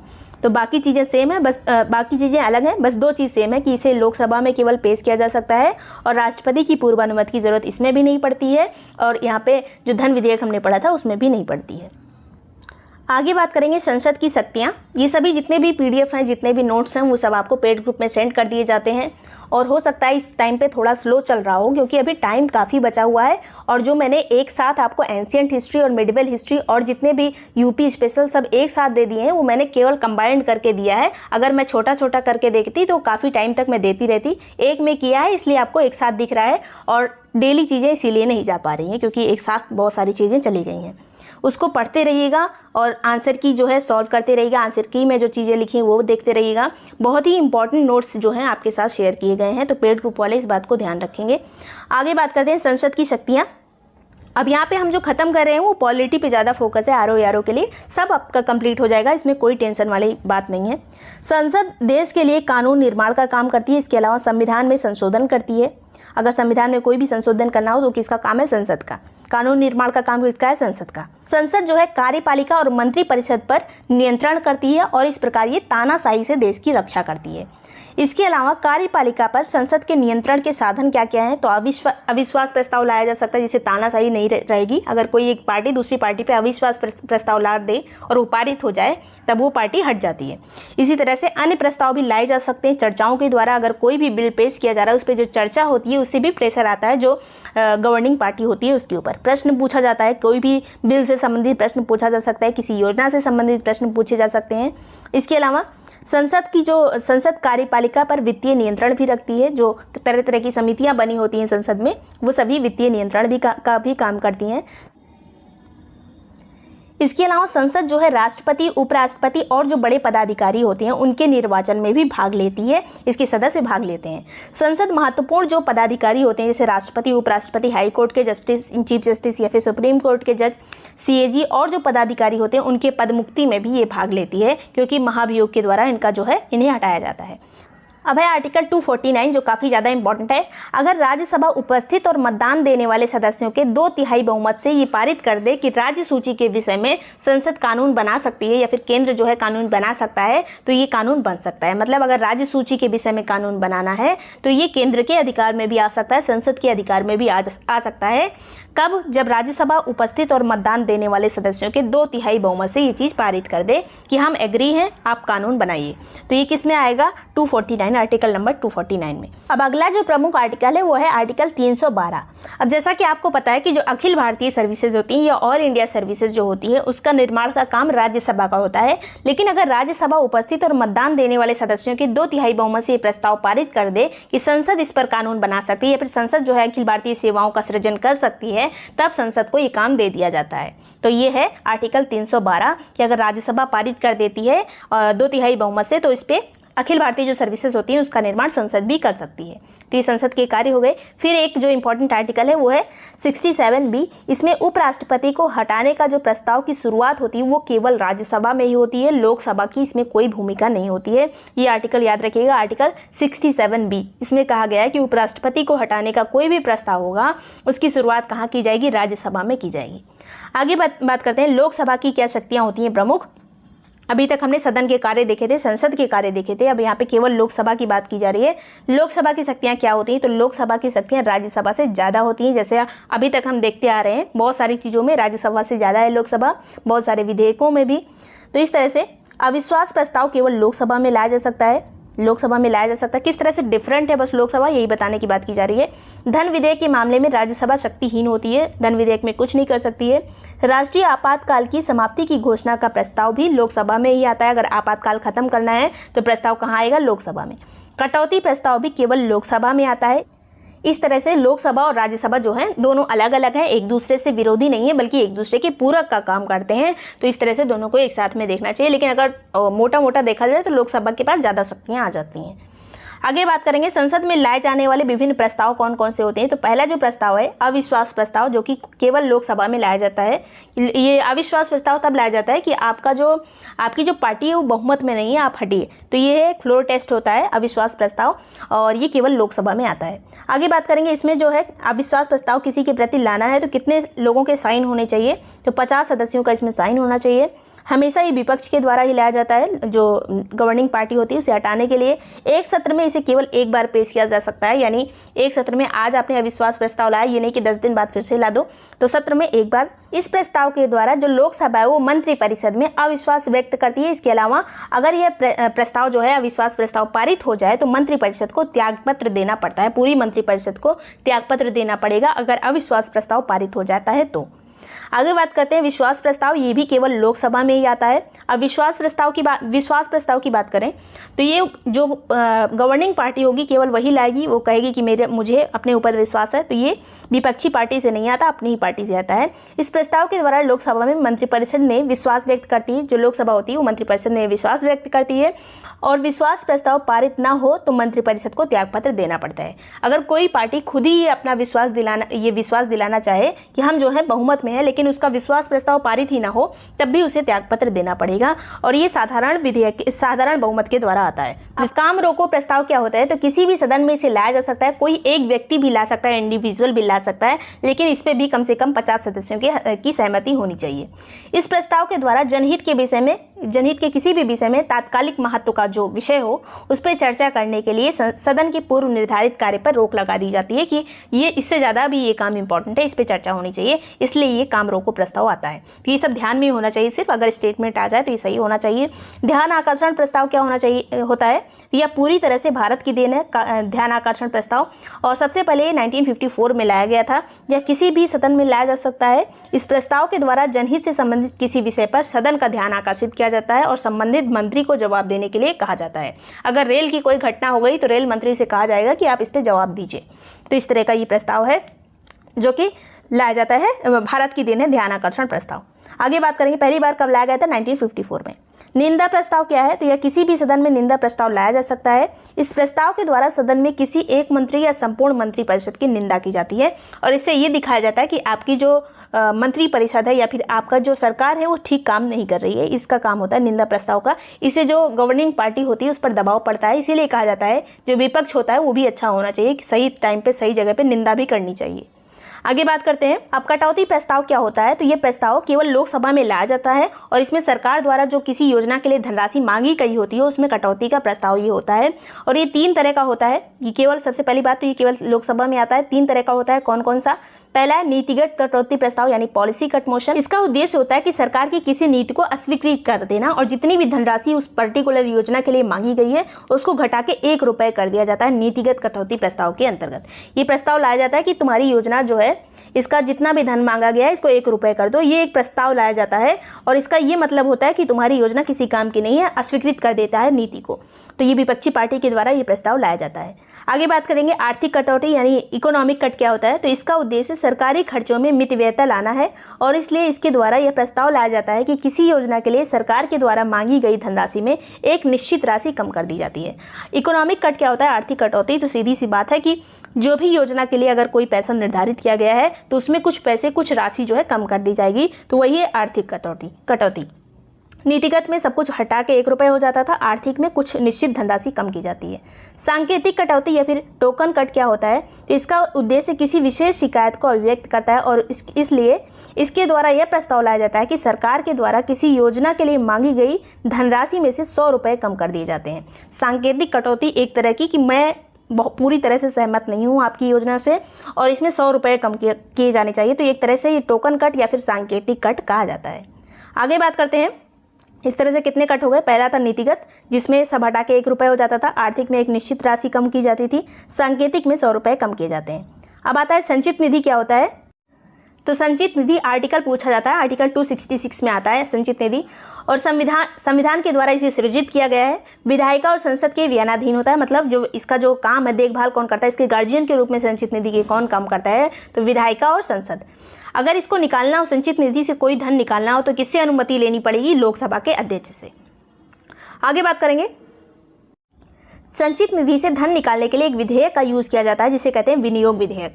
अगर संचित निधि से धन निकालना हो तो कौन सा विधेयक आएगा, विनियोग विधेयक। भारत की संचित निधि एक ऐसा कोष है जिसमें भारत सरकार को विभिन्न स्रोतों से प्राप्त होने वाली आय को रखा जाता है। ये कौन कौन सी आय हैं, तो कर से प्राप्त जो राजस्व होता है, ऋण से प्राप्त जो धनराशि होती है, ब्याज से जो आय आती है भारत सरकार के पास, या फिर ऋण के पुनर्भुगतान से प्राप्त जो आय होती है वो सभी आती है किसमें, संचित निधि में। सरकारी कंपनियों का जो मुनाफा होता है वो भी इसी में आता है, संचित निधि में। अब आकस्मिक निधि क्या होता है, तो ये आर्टिकल 267 में आता था। अभी जो हमने संचित निधि देखा वो 266 था, ये 67 हो गया।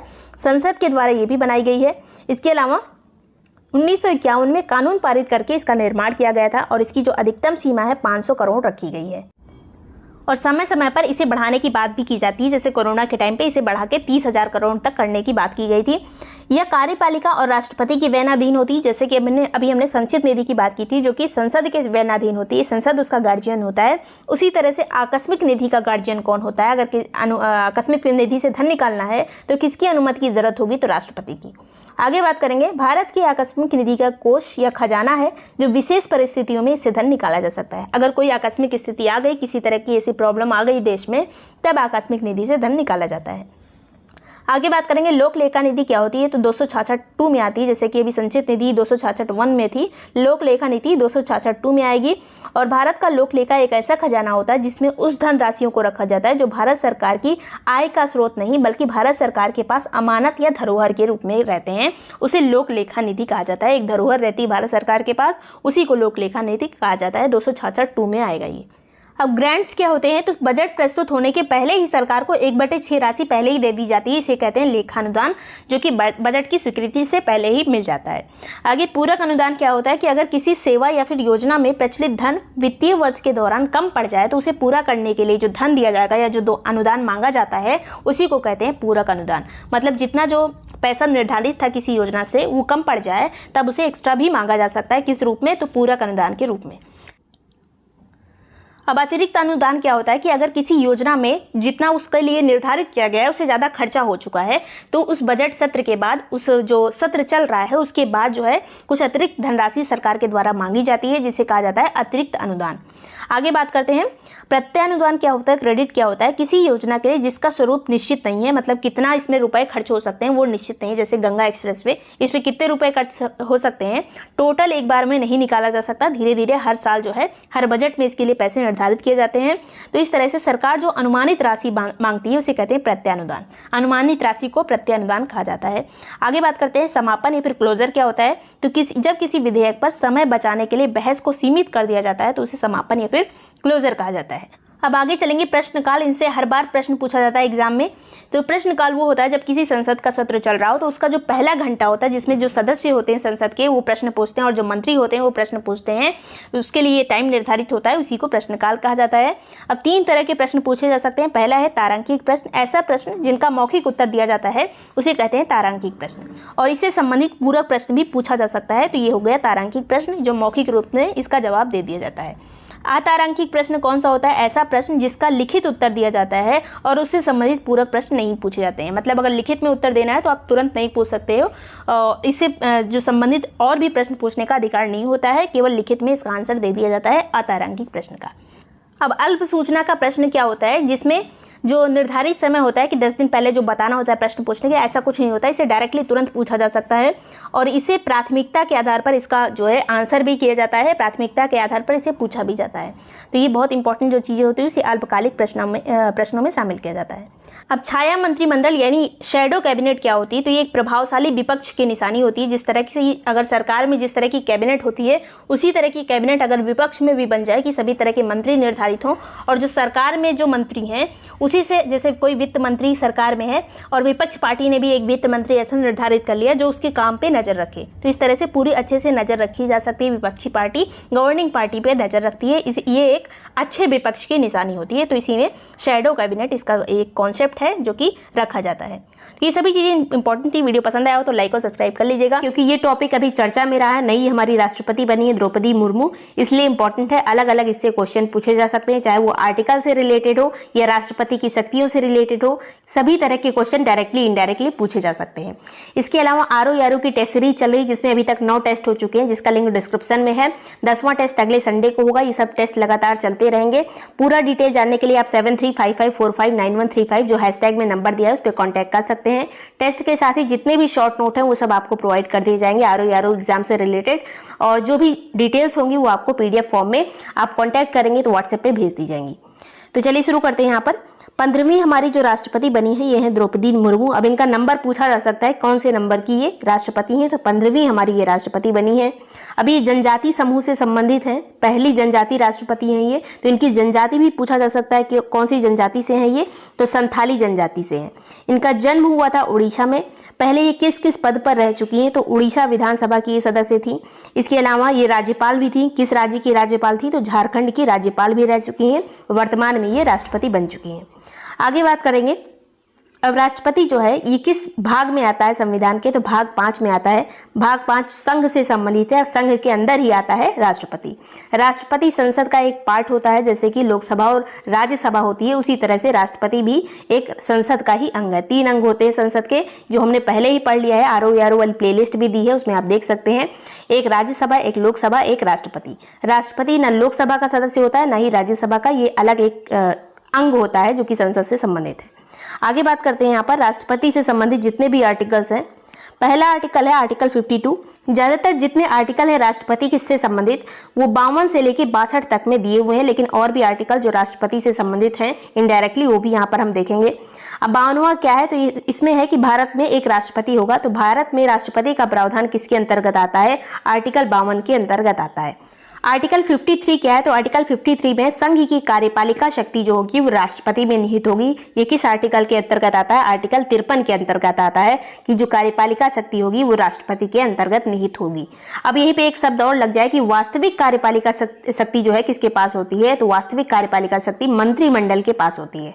जैसा कि हमें पता है कि राष्ट्रपति जो होता है हमारे यहाँ नाम मात्र का होता है और जो ज्यादातर जो आदेश है वो मंत्रिमंडल ही पारित करता है, उसके बाद राष्ट्रपति उस पर सहमति सिर्फ देता है। तो इसीलिए कार्यपालिका शक्ति जो है राष्ट्रपति के पास है, लेकिन वास्तविक शब्द लग जाए तो मंत्रिमंडल आ जाएगा। आगे बात करते हैं यहाँ पे 54 आर्टिकल में क्या दिया है, तो राष्ट्रपति के चुनाव से संबंधित है आर्टिकल 54। अब राष्ट्रपति के चुनाव में कौन कौन से सदस्य भाग लेते हैं, तो लोकसभा के निर्वाचित सदस्य, राज्यसभा के निर्वाचित सदस्य और विधानसभा के जो राज्यों की विधानसभा होती है उसके निर्वाचित सदस्य भाग लेते हैं। कोई भी मनोनीत सदस्य इसमें भाग नहीं लेता है। अगर केंद्र शासित प्रदेशों की बात करें तो सिर्फ पुदुचेरी के सदस्य और दिल्ली के सदस्य ही इसमें भाग लेते हैं। पुदुचेरी की जो विधानसभा है और दिल्ली की जो विधानसभा है उसके सदस्य राष्ट्रपति के चुनाव में भाग लेंगे और बाकी लोकसभा के, राज्यसभा के और विधानसभाओं के सदस्य भाग लेते हैं। अब इसमें एक स्टेटमेंट अगर आ जाए कि विधान परिषद के सदस्य इसमें भाग लेते हैं या नहीं, तो ये गलत होगा। किसी भी विधान परिषद के सदस्य इसमें भाग नहीं लेते। आगे बात करते हैं आर्टिकल 55 की, 55 की, तो राष्ट्रपति के चुनाव का तरीका बताया गया है आर्टिकल 55 में। कौन सा तरीका अपनाया जाता है, तो डायरेक्ट इनका इलेक्शन नहीं होता है। समानुपातिक प्रतिनिधित्व प्रणाली और एकल संक्रमणीय मत पद्धति के आधार पर राष्ट्रपति का चुनाव होता है। इसका एक फॉर्मूला होता है जो जनसंख्या के आधार पर आधारित होता है। जनसंख्या जिस हिसाब से होगी, एक विधायक के वोट की जितनी वैल्यू होगी उसी आधार पर राष्ट्रपति का चुनाव होता है। कोई भी जो जनता होती है वो डायरेक्ट इसमें वोट नहीं करती है। तो यह है आर्टिकल 55 राष्ट्रपति के चुनाव का तरीका। आगे बात करते हैं आर्टिकल 56 क्या है, 56, तो राष्ट्रपति का कार्यकाल कितना होगा, ये आर्टिकल 56 में बताया गया है। ये सभी आर्टिकल बहुत ज्यादा इंपॉर्टेंट है, मैचिंग वगैरह में आते हैं यूपी पीसीएस और आरओ के एग्जाम में। अब यहाँ पे 56 की बात करें तो कार्यकाल 5 वर्ष का होता है, जो कि पद ग्रहण की तिथि से जब तक दूसरा कोई राष्ट्रपति आकर पद ग्रहण नहीं कर लेता है तब तक उस तिथि तक राष्ट्रपति माना जाता है कि वो राष्ट्रपति अगले राष्ट्रपति की पद ग्रहण तिथि तक रहेगा। इसीलिए जो 5 साल से पहले, जब 5 साल पूरा होने वाला होता है उसके कुछ दिन पहले ही जो राष्ट्रपति का चुनाव होता है वो करा लिया जाता है। अगर ये 5 साल की अवधि से पहले ही त्याग पत्र देना चाहे तो किसको त्याग पत्र देगा राष्ट्रपति, तो ये उपराष्ट्रपति को त्याग पत्र देता है अपना। उपराष्ट्रपति जाके लोकसभा अध्यक्ष को उसको सौंपता है, उसके बाद राष्ट्रपति का जो त्याग पत्र है वो एक्सेप्ट हो जाता है। तो इस तरह से त्याग पत्र भी 5 साल से पहले भी दे सकता है। 5 साल के पहले अगर त्याग पत्र देता है राष्ट्रपति तो अगले 6 महीने के अंदर चुनाव कराना पड़ता है। आगे बात करते हैं आर्टिकल 57 की, 57 की, तो राष्ट्रपति के पुनर्निर्वाचन की योग्यता होती है। मतलब भारत का जो राष्ट्रपति है वो फिर से इलेक्शन में खड़ा हो सकता है, कितनी भी बार खड़ा हो सकता है। तो ये है आर्टिकल 57।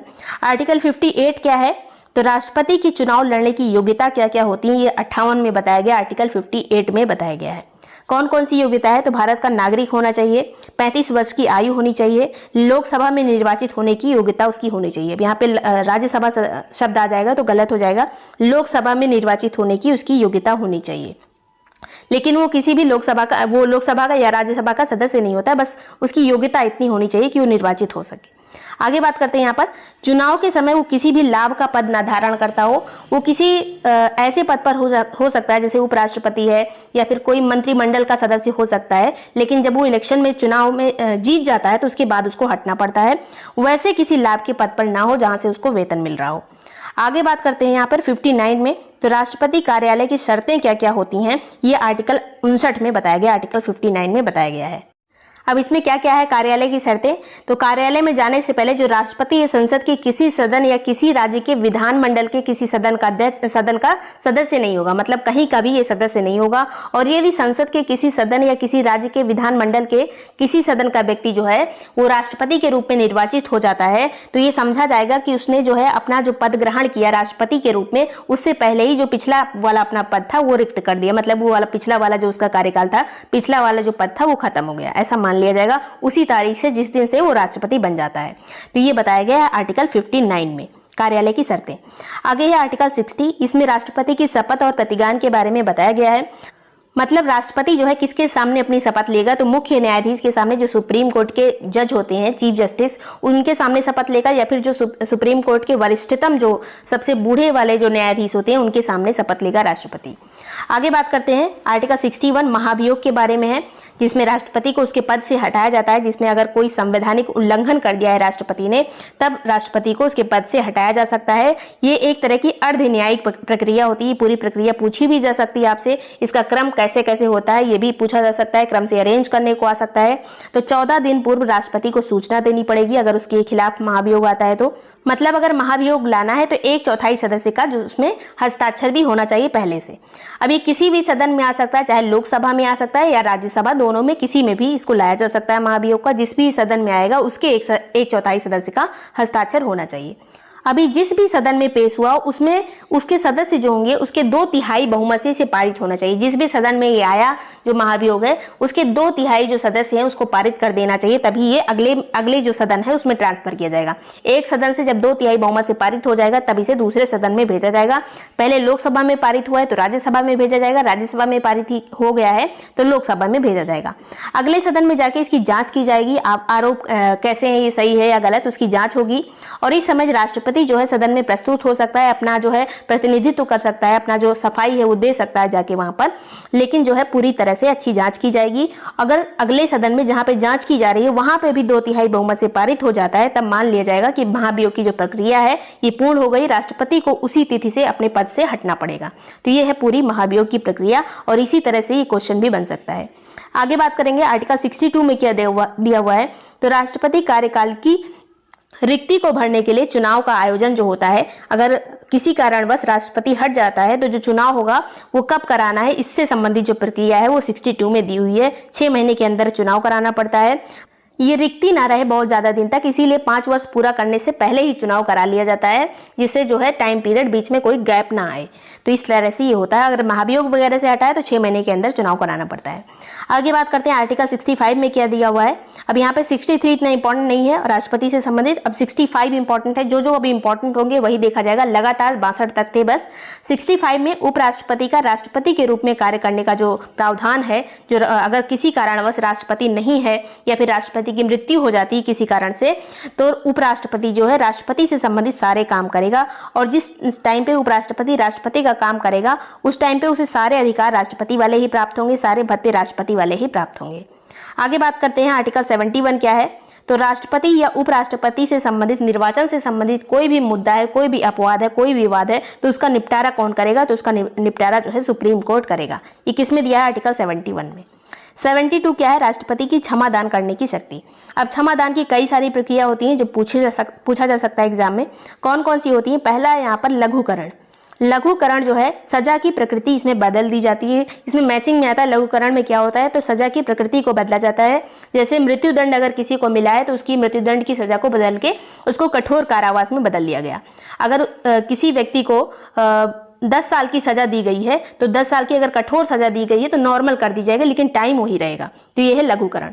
परिहार क्या है, तो सजा की अवधि बदलना। अगर 2 साल का कठोर कारावास किसी को मिला है तो उसको जो कम करके 1 साल किया जा सकता है, लेकिन इसमें प्रकृति नहीं बदलती। परिहार में अगर कठोर कारावास दिया गया है तो वो कठोर कारावास ही रहेगा, लेकिन 2 साल से कम करके 1 साल कर दिया गया है, मतलब सजा की अवधि को कम कर दिया गया है। तो यह है परिहार।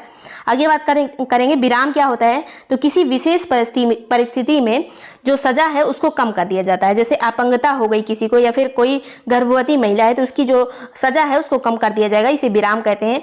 प्रविलंबन क्या होता है, किसी दंड को कुछ समय के लिए टालना। कुछ समय के लिए अगर टाल दिया गया, जैसे फांसी की सजा है तो उसे लगातार धीरे धीरे टाला जाता रहता है, तो 1 साल 2 साल ऐसे टलता रहता है, तो इसे कहते हैं प्रविलंबन। क्षमा क्या है कि पूर्णतः अपराध को माफ कर देना। जैसे ऐसा मान लिया जाता है कि तुम्हें कोई सजा नहीं होगी, उस टाइम पे कोई अपराध हुआ ही नहीं, इस तरह से मान लिया जाता है, पूर्णतः माफ कर दिया जाता है, उसे क्षमा कहा जाता है। तो ये 5 प्रकार हो गए क्षमा देने के, लघुकरण, परिहार, विराम, प्रविलंबन और क्षमा। आगे बात करते हैं आर्टिकल 74 क्या है, तो 74 में राष्ट्रपति को सलाह देने या सहायता करने के लिए एक मंत्री परिषद का गठन किया जाएगा। तो मंत्री परिषद के बारे में अगर पूछा जाए किस आर्टिकल में है तो आर्टिकल 74 में है, जो कि राष्ट्रपति को सलाह देने का काम करती है। अब बात करेंगे आर्टिकल 78 की। तो राष्ट्रपति को जानकारी देने आदि के संबंध में जो प्रधानमंत्री के कर्तव्य होते हैं वो किस आर्टिकल में बताए गए हैं, तो आर्टिकल 78 में 78 में बताए गए हैं। राष्ट्रपति तरह तरह की जानकारियां जो भी संबंधित होंगी जिसको राष्ट्रपति को देना जरूरी होगा वो सभी जानकारियां राष्ट्रपति को प्रदान करेगा। आगे बात करेंगे आर्टिकल 86 क्या है। तो इसमें सदनों में जो राष्ट्रपति का अभिभाषण होता है या फिर संदेश भेजने का जो राष्ट्रपति का अधिकार होता है, ये किसी भी सदन को अपना संदेश भेज सकता है। किस आर्टिकल के अंतर्गत? आर्टिकल 86 के अंतर्गत। अब अगला है आर्टिकल 87 जो राष्ट्रपति का विशेष अभिभाषण होता है, आर्टिकल 87 में आता है। 86 में आता है जो सिंपल जो अभिभाषण होता है या फिर संदेश भेजना, 87 में आता है विशेष अभिभाषण। तो दोनों याद होना चाहिए। आगे यहाँ पर 123 1 2 3 ये काफी एग्जाम में पूछा जाता है। तो अध्यादेश जारी करने की जो राष्ट्रपति की शक्ति होती है, जब संसद का सत्र ना चल रहा हो उस टाइम पे राष्ट्रपति अपना अध्यादेश जारी कर सकता है, ये 123 में आएगा। आगे बात करेंगे 143 में क्या है, 143 में।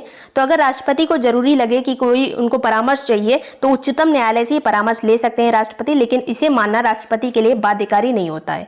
मतलब अपनी सलाह ले लेंगे, उसको मानना होगा तो मानेंगे, नहीं मानना होगा नहीं मानेंगे। ये है आर्टिकल 143। अब आर्टिकल 352 क्या है, तो ये युद्ध या फिर बाह्य आक्रमण के टाइम पे, सशस्त्र विद्रोह के टाइम पे जो आपातकाल लागू होता है वो राष्ट्रपति के द्वारा लागू होता है, लेकिन किसके परामर्श पर, तो मंत्री परिषद के परामर्श पर। तो आर्टिकल 352 में आएगा राष्ट्रपति जो आपातकाल लगाता है। इसके अलावा 356 में राष्ट्रपति शासन है। अगर राज्यों में संवैधानिक जो तंत्र है विफल हो जाता है तो राष्ट्रपति शासन लग जाता है। किसके अंतर्गत, कौन लागू करता है, राष्ट्रपति लागू करता है 356 के अंतर्गत, लेकिन ये भी मंत्रिपरिषद की सलाह पर ही होता है। फिर 360 में क्या है, तो वित्तीय आपातकाल से संबंधित है, अभी तक कभी नहीं लगा है। न्यूनतम इसका जो टाइम पीरियड होता है 2 माह होता है, पूछा जा सकता है वित्तीय आपातकाल का टाइम पीरियड कितना होता है न्यूनतम, तो 2 माह होता है। आगे बात करेंगे अब संसद के द्वारा जो विधेयक पारित किए जाते हैं जो राष्ट्रपति के पास जाते हैं उसको रोकने से संबंधित भी कई सारी शक्तियां राष्ट्रपति के पास हैं, लेकिन वो सिंपल बिल होना चाहिए, मतलब साधारण विधेयक होना चाहिए। संविधान संशोधन वाले विधेयक पे या फिर धन विधेयक पे राष्ट्रपति जो है उसको रोक नहीं सकता है, ना संविधान संशोधन वाले को ना धन विधेयक को। केवल सिंपल वाले जो सिंपल बिल होता है उसको ही रोक सकता है। कौन कौन सी वीटो पावर होती है राष्ट्रपति के पास, तो एक होती है अत्यांतिक यानी एब्सोल्यूट वीटो, निलंबनकारी वीटो, सस्पेंडिंग वीटो जिसे कहते हैं, पॉकेट वीटो, 3 वीटो होती है, अत्यांतिक, निलंबनकारी और पॉकेट वीटो। अब अत्यांतिक यानी एब्सोल्यूट वीटो क्या होती है, तो इसमें राष्ट्रपति किसी विधेयक पर अपना निर्णय जो है सुरक्षित रख लेता है, मतलब निर्णय नहीं देता है, अपना सुरक्षित रखे रहता है, इससे वह विधेयक पारित नहीं हो पाता है। तो ये हो जाता है अत्यांतिक वीटो। ये तब होता है जैसे कोई लोकसभा विघटित हो जा रही है और जिस दिन विघटित हो रही है उसके जस्ट पहले ही कोई बिल को पास करने के लिए वो राष्ट्रपति के पास भेजती है, लेकिन उसी बीच वो विघटित हो जाती है। तो अगली जब लोकसभा का गठन होगा तो अगली पार्टी अगर आ जाती है वो राष्ट्रपति से कह दे कि आप इस बिल को पास मत करिए, अपने पास रखे रहिए, तब वो बिल जो है पारित नहीं होता। इसी को कहते हैं अत्यांतिक वीटो। और इसका यूज कब हुआ था अत्यांतिक वीटो का यानी एब्सोल्यूट वीटो का, तो पेप्सू विनियोग विधेयक जो था, पेप्सू मतलब पंजाब, तो ये पेप्सू विनियोग विधेयक के अंतर्गत 1954 में राजेंद्र प्रसाद ने एब्सोल्यूट वीटो का यूज किया था, ये पूछा जा सकता है। इसके बाद दोबारा कब इसका यूज हुआ, तो संसद सदस्य वेतन भत्ता पेंशन संशोधन वाला जो विधेयक था इसमें 1991 में रामास्वामी वेंकटरमण ने इसका यूज किया था। तो संसद सदस्य वेतन भत्ता पेंशन संशोधन में वेंकटरमण ने इसका यूज किया था और राजेंद्र प्रसाद ने पेप्सू विनियोग अधिनियम में विधेयक में इसका यूज किया था। तो दोनों में अत्यांतिक यानी एब्सोल्यूट वीटो का यूज हो चुका है। आगे बात करेंगे निलंबनकारी वीटो। इसका जो यूज है राष्ट्रपति विधेयक को पुनर्विचार के लिए इसमें वापस करता है, मतलब अगर राष्ट्रपति को लग रहा है कि बिल सही नहीं है तो उसे पुनर्विचार के लिए दे सकता है, धन विधेयक को छोड़कर। वो राष्ट्रपति की पूर्वानुमति से आते हैं इसलिए धन विधेयक को नहीं वापस कर सकता है। अगर विधेयक दोबारा पारित होकर राष्ट्रपति के पास आए तो पारित करने की बाध्यता होती है, मतलब एक बार अगर संशोधन के लिए भेजा राष्ट्रपति ने सदन में लेकिन वहां से जो है पारित नहीं किया, वहां से फिर से उसको पारित करके भेज दिया गया दोबारा, तब उसकी बाध्यता हो जाएगी राष्ट्रपति की कि अब इसे पारित करना ही पड़ेगा। तो इस तरह से ये एक पूरी तरह से इसको शक्ति नहीं कहा जा सकता इनकी। आगे बात करेंगे इसका उदाहरण क्या है, इसका यूज कब हुआ है, तो एपीजे अब्दुल कलाम ने इसका यूज किया था ऑफिस ऑफ प्रॉफिट बिल के लिए 1906 में, जब राष्ट्रपति थे एपीजे अब्दुल कलाम तब इन्होंने यूज किया था निलंबनकारी वीटो का। आगे बात करेंगे यहाँ पर पॉकेट वीटो। पॉकेट वीटो का जो यूज है ये कब होता है, तो अनिश्चित काल के लिए बिल अपने पास रोक लेना, मतलब बताना ही नहीं कि कब इसको हम वापस करेंगे, ना इसको स्वीकृत करना, ना अस्वीकृत करना, ना संशोधन के लिए वापस करना, मतलब रख लेना कि यह बिल अब पास पास नहीं होगा, ये मेरी मर्जी है खुद की। तो ये वाली एक एब्सोल्यूट शक्ति आ जाती है, जो पूरी तरह से इसी को शक्ति माना गया है, पॉकेट वीटो को।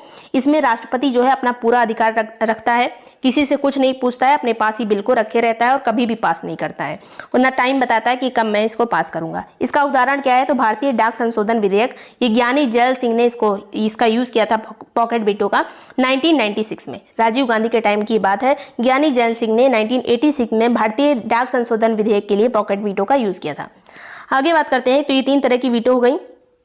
पहले हमारे राष्ट्रपति कौन थे, तो राजेंद्र प्रसाद, सबको पता होगा, 2 बार ये बन चुके हैं लगातार, 1950 से लेकर 1962 तक ये राष्ट्रपति थे हमारे। दूसरे जो हमारे राष्ट्रपति बने थे व्यक्ति के रूप में, तो वो है एस राधाकृष्णन, ये 2 बार उपराष्ट्रपति भी रह चुके थे, उसके बाद ये 1 बार राष्ट्रपति बने थे। निर्विरोध राष्ट्रपति कौन बना था, नीलम संजीव रेड्डी निर्विरोध राष्ट्रपति चुने जाने वाले व्यक्ति हैं। 1 बार ये हार भी चुके थे पहले, लेकिन बाद में ये निर्विरोध चुन लिए गए। कार्यवाहक राष्ट्रपति कौन कौन रह चुके हैं, तो वीवी गिरी रह चुके हैं, बाद में परमानेंट भी हुए थे वीवी गिरी। मोहम्मद हिदायतुल्ला रह चुके हैं कार्यवाहक राष्ट्रपति। इसके अलावा बीडी जत्ती रह चुके हैं, तो 3 व्यक्ति हैं, वीवी गिरी, हिदायतुल्ला और बीडी जत्ती। पहली महिला राष्ट्रपति हमारी कौन है, तो पहली महिला प्रतिभा पाटिल, और दूसरी जो हमारी महिला राष्ट्रपति बनी है वो है द्रौपदी मुर्मू, जो कि 15वें नंबर की राष्ट्रपति बनी है। तो चलिए यहाँ पर शुरू करते हैं। अभी तक हमने देखा था राष्ट्रपति हम पहले पढ़ चुके हैं, समस्त जो कार्यकारी शक्तियां होती हैं वो राष्ट्रपति में निहित होती हैं। इसके अलावा अगर एक शब्द और जुड़ जाए, वास्तविक कार्यकारी शक्तियां किसके पास होती हैं, तो वास्तविक सभी शक्तियां जो हैं प्रधानमंत्री के पास होती हैं। संविधान में प्रधानमंत्री के निर्वाचन और नियुक्ति के बारे में कोई विशेष प्रक्रिया नहीं लिखी हुई है कि किस तरह से प्रधानमंत्री को नियुक्त किया जाएगा। अभी हम ये भी देखेंगे कि किस तरह से फिर प्रधानमंत्री की नियुक्ति होती है। अब प्रधानमंत्री से संबंधित कुछ अनुच्छेद है, जैसे आर्टिकल नंबर 74। अब इसमें दिया हुआ है कि राष्ट्रपति को सहायता देने के लिए एक मंत्री परिषद होगी। तो ये क्वेश्चन पूछा जाता है काफी कि मंत्री परिषद का जो उल्लेख है आर्टिकल, किस आर्टिकल में किया गया है, किस अनुच्छेद में किया गया है, तो आर्टिकल 74 में 74 में किया गया है। इसमें कहा गया है कि राष्ट्रपति को सलाह देने के लिए, सहायता देने के लिए एक मंत्री परिषद होगी, जिसका जो प्रमुख होगा वो होगा प्रधानमंत्री। राष्ट्रपति इसकी सलाह के अनुसार ही काम करेगा, जो ये मंत्री परिषद होगी उसकी सलाह से काम करेगा। हालांकि जो राष्ट्रपति है वो मंत्री परिषद से उसकी सलाह पर पुनर्विचार करने के लिए कह सकता है। जो सलाह मंत्री परिषद ने दी है उस पर पुनर्विचार करने के लिए राष्ट्रपति कह देता है, लेकिन जो है बाद में अगर सलाह के बाद भी कुछ आता है तब उसको मान लेता है राष्ट्रपति। ज़्यादातर यही होता है क्योंकि राष्ट्रपति के पास खुद की शक्तियाँ नहीं होती हैं, वास्तविक शक्तियाँ नहीं होती हैं।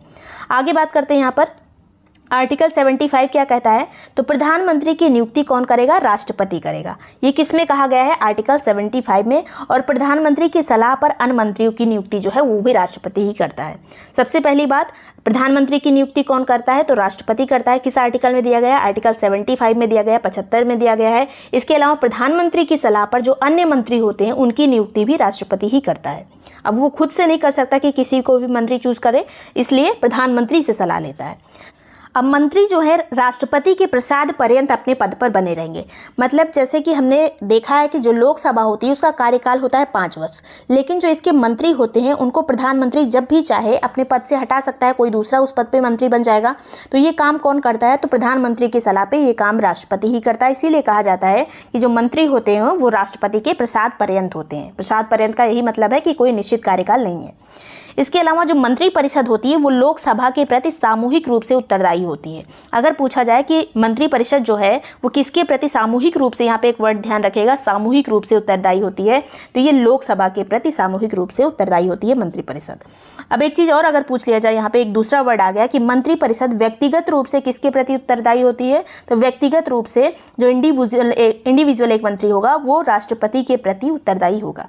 पूरा सामूहिक रूप से लोकसभा के प्रति, व्यक्तिगत रूप से राष्ट्रपति के प्रति। अब आता है आर्टिकल नंबर 77। ये इतना ज़्यादा इंपॉर्टेंट नहीं है। भारत सरकार द्वारा कार्यवाहियों का जो संचालन है वो आर्टिकल 77 में दिया हुआ है। इसके अलावा 78 काफ़ी ज़्यादा इंपॉर्टेंट है। 78 में दिया हुआ है कि प्रधानमंत्री के कर्तव्य क्या क्या हैं। इसमें जो कर्तव्य बताए गए हैं कि अगर कोई भी काम जो है सदन में चल रहा है उसकी सूचना राष्ट्रपति को कौन देगा, तो प्रधानमंत्री देगा। और या फिर कोई भी सूचना अगर राष्ट्रपति मांग रहा है तो वो कौन, किसका काम है उसको देना, तो प्रधानमंत्री सभी सूचनाएं देगा राष्ट्रपति को। ये है आर्टिकल नंबर 78, प्रधानमंत्री के कर्तव्य। आगे बात करेंगे, यहाँ पर कुछ इंपॉर्टेंट पॉइंट्स हैं। राष्ट्रपति जो है बहुमत दल का जो नेता होगा उसी को प्रधानमंत्री नियुक्त करता है। अभी हमने बात की थी प्रधानमंत्री की नियुक्ति कैसे होती है, तो जो बहुमत दल वाला जो नेता होगा उसी को प्रधानमंत्री नियुक्त कर दिया जाएगा। जरूरी नहीं है कि पहले से ये बताया जाए कि प्रधानमंत्री कौन बनेगा। आगे बात करते हैं यहाँ पर, यदि किसी दल के पास स्पष्ट बहुमत नहीं है, मान लीजिए किसी के पास भी बहुमत नहीं है, तो राष्ट्रपति अपने विवेक का यहाँ पे यूज करेगा और जो बड़ा दल होगा जिसको सबसे ज्यादा वोट मिले हैं उसके किसी नेता को प्रधानमंत्री नियुक्त कर देगा, या फिर उस पूरे गठबंधन का जो नेता होता है वो प्रधानमंत्री नियुक्त होता है राष्ट्रपति के द्वारा। लेकिन अगर वो नियुक्ति हो गई उसके बाद 1 महीने के भीतर उसे सदन में जो है विश्वास मत सिद्ध करना पड़ेगा। ये एक बात है कि 1 महीने के अंदर विश्वास मत सिद्ध करो, नहीं तो फिर तुम्हारी सरकार नहीं चलेगी। अब पहली बार ये कब हुआ था, जब गठबंधन के नेता बने थे 1979 में। चौधरी चरण सिंह पहले ऐसे नेता बने थे गठबंधन वाले, और ये जब मोरारजी देसाई की सरकार गिरी थी उसके बाद ये प्रधानमंत्री बने थे। और ये किसने ये सब स्वविवेक का उस टाइम पे यूज़ किया था, राष्ट्रपति कौन था, तो राष्ट्रपति थे नीलम संजीव रेड्डी, जिन्होंने अपने विवेक का यूज़ करके चौधरी चरण सिंह को जो है प्रधानमंत्री नियुक्त किया था 1979 में। अब यहाँ पे देख लेते हैं कि इस तरह से और कौन कौन से प्रधानमंत्री बने बाद में। तो विश्वास मत बाद में सिद्ध करने वाले प्रधानमंत्री चौधरी चरण सिंह पहले थे 1979 में। उसके बाद वीपी सिंह भी बने थे 1989 में, चंद्रशेखर बने थे 1990 में, फिर पीवी नरसिम्हा राव बने थे 1991 में, अटल बिहारी वाजपेयी बने थे 96 में, एचडी देवगौड़ा बने थे 96 में, इसके बाद IK गुजराल बने थे 1997 में, अटल बिहारी वाजपेयी एक बार फिर से बने थे 1998 में। तो ये गठबंधन वाले नेता हैं। आगे यहाँ पर बात करते हैं, 1997 का एक सुप्रीम कोर्ट का एक निर्णय आया था जिसमें कहा गया था कि प्रधानमंत्री बनने के लिए संसद के किसी सदन का सदस्य होना आवश्यक नहीं है। चाहे वो लोकसभा का भी सदस्य ना हो, राज्यसभा का भी सदस्य ना हो, फिर भी वो प्रधानमंत्री बन सकता है अगर पूरा दल चाहता है। तो जो दल जीता है अगर वो चाहता है कि ये व्यक्ति जो है, एक पर्टिकुलर व्यक्ति प्रधानमंत्री बने, लेकिन वो ना लोकसभा का सदस्य है ना तो राज्यसभा का सदस्य है, तो भी उसे प्रधानमंत्री बनाया जा सकता है। लेकिन प्रधानमंत्री बनने के 6 महीने के बाद उसे किसी भी सदन की सदस्यता लेनी पड़ेगी, चाहे वो लोकसभा का सदस्य बन जाए या फिर राज्यसभा का सदस्य बन जाए। अब इस तरह से कौन कौन से प्रधानमंत्री बने, ऐसे प्रधानमंत्री जो नियुक्त होने के बाद राज्यसभा के सदस्य बने थे। तो पहली है यहाँ पर इंदिरा गांधी, 1966 में ये प्रधानमंत्री बनी थी और बाद में इन्होंने राज्यसभा की सदस्यता ली थी। फिर HD देवगौड़ा बने थे 1996 में, इन्होंने भी बाद में राज्यसभा की सदस्यता ली। मनमोहन सिंह 2 बार इस तरह से बने, एक बार 2004 में, एक बार 2009 में। आगे बात करते हैं, प्रधानमंत्री राष्ट्रपति के प्रसाद पर्यंत होते हैं। अभी तक हमने देखा था जो मंत्री होते हैं वो राष्ट्रपति के प्रसाद पर्यंत होते हैं, लेकिन प्रधानमंत्री की नियुक्ति अगर राष्ट्रपति कर रहा है तो प्रधानमंत्री को हटा भी सकता है राष्ट्रपति। इसका ये मतलब नहीं कि कभी भी हटा सकता है, लेकिन अगर सरकार ने बहुमत खो दिया, अपना जो विश्वास मत है वो नहीं है सरकार के पास, तब जो है राष्ट्रपति उसे हटा सकता है, बर्खास्त कर सकता है। या फिर विश्वास मत खोने के बाद जो प्रधानमंत्री वो अपना इस्तीफा भी दे देता है, त्यागपत्र दे देता है कि मतलब मेरे पास विश्वास मत नहीं है तो मैं अपने आप से अपना इस्तीफा दे रहा हूं, मुझे हटाइए नहीं। तो मतलब बेइज्जती से बचने के लिए काम किया जा सकता है। आगे यहाँ पर बात करते हैं वे मुख्यमंत्री जो बाद में प्रधानमंत्री बने थे। ऐसे क्वेश्चन पूछा जाता है यूपी PCS में भी, RO में भी। तो 6 ऐसे मुख्यमंत्री हैं जो बाद में प्रधानमंत्री बन गए थे। पहले यहाँ पर मोरारजी देसाई, ये बम्बई के CM थे। पहले जब बम्बई एग्जिस्ट करता था, अभी तो अलग अलग हो गया है, जैसे गुजरात और महाराष्ट्र बन गया है, तो पहले एक बम्बई प्रांत था, उसके जो हैं ये मुख्यमंत्री थे मोरारजी देसाई। उसके बाद ये पहले गैर कांग्रेसी PM भी पूछा जाए तो यही थे, 1977 में बने थे। उसके बाद जो है एक प्रधानमंत्री हैं जिनका नाम है चौधरी चरण सिंह, ये पहले UP के CM थे।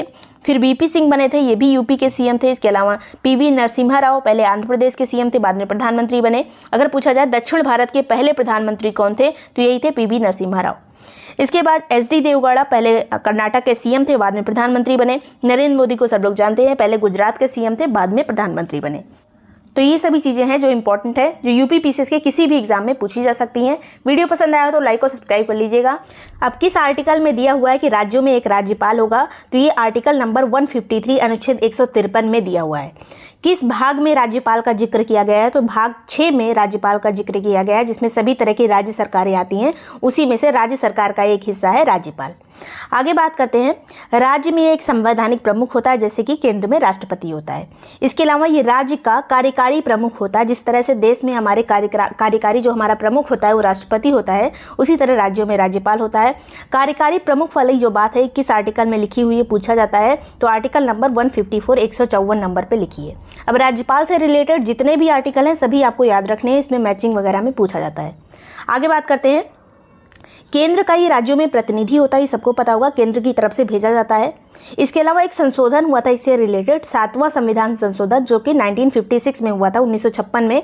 इसमें कहा गया था कि एक ही व्यक्ति जो है वो 2 या 2 से अधिक राज्यों का राज्यपाल नियुक्त हो सकता है। मतलब जरूरी नहीं है कि अलग अलग राज्य में अलग अलग व्यक्ति जो है राज्यपाल हों। ज़्यादातर संभवतः यही होता है कि हर राज्य के अपने राज्यपाल होते हैं, लेकिन ऐसा हो सकता है कि एक ही व्यक्ति 2 या 2 से अधिक राज्यों का राज्यपाल नियुक्त हो जाए।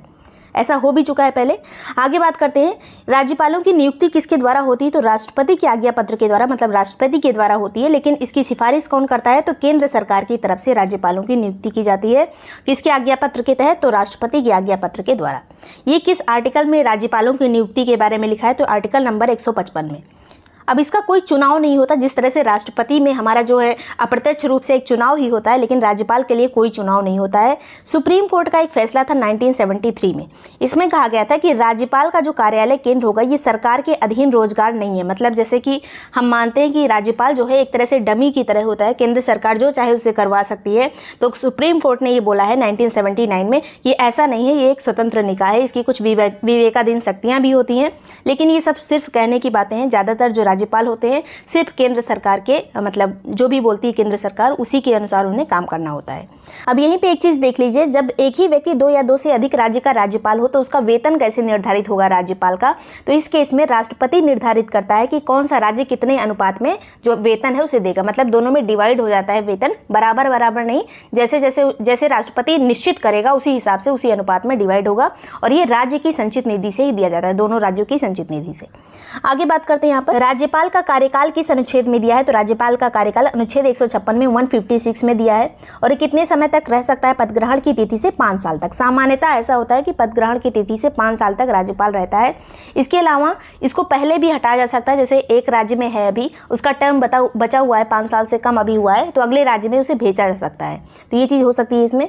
किंतु यह वास्तव में राष्ट्रपति के प्रसाद पर्यंत काम करता है। मतलब इसका टाइम कोई फिक्स नहीं है, पहले भी इसे किसी दूसरी पद पर भेजा जा सकता है या फिर इससे त्यागपत्र भी मांगा जा सकता है। तो ये सभी चीज़ें हो सकती है राज्यपाल के द्वारा। इसका कोई निश्चित टेन्योर नहीं होता है, लेकिन सामान्यतः अगर पूछा जाए तो 5 साल होता है।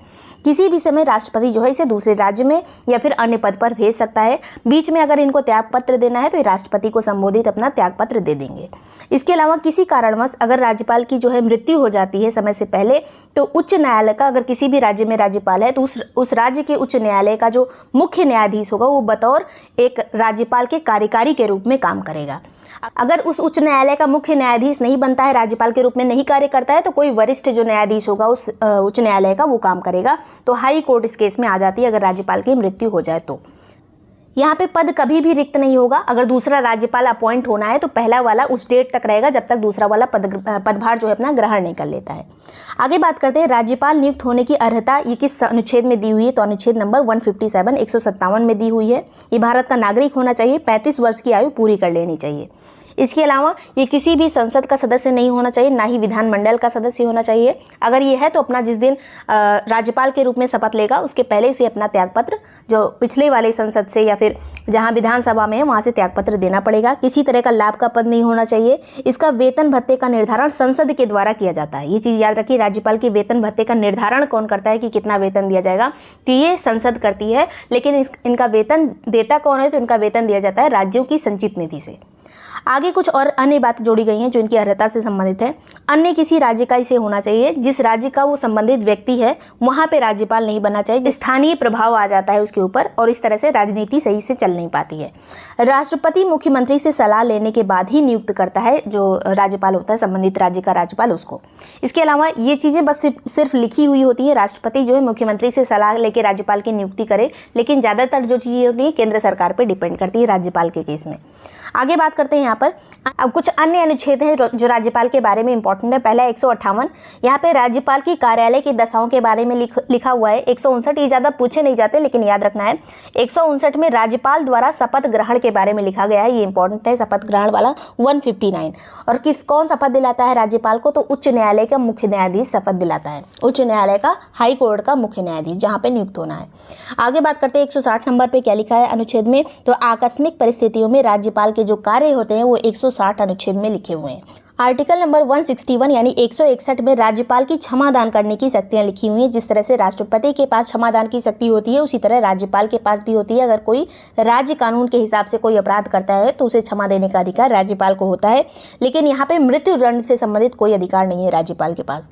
राज्य की तरफ से अगर मृत्युदंड भी दे दिया गया या फिर केंद्र की जो सुप्रीम कोर्ट की तरफ से मृत्युदंड किसी को मिला है तो उससे संबंधित किसी भी तरह का अधिकार नहीं है राज्यपाल को कि शक्ति उसको मृत्युदंड को खत्म कर दे। ये केवल राष्ट्रपति के पास है।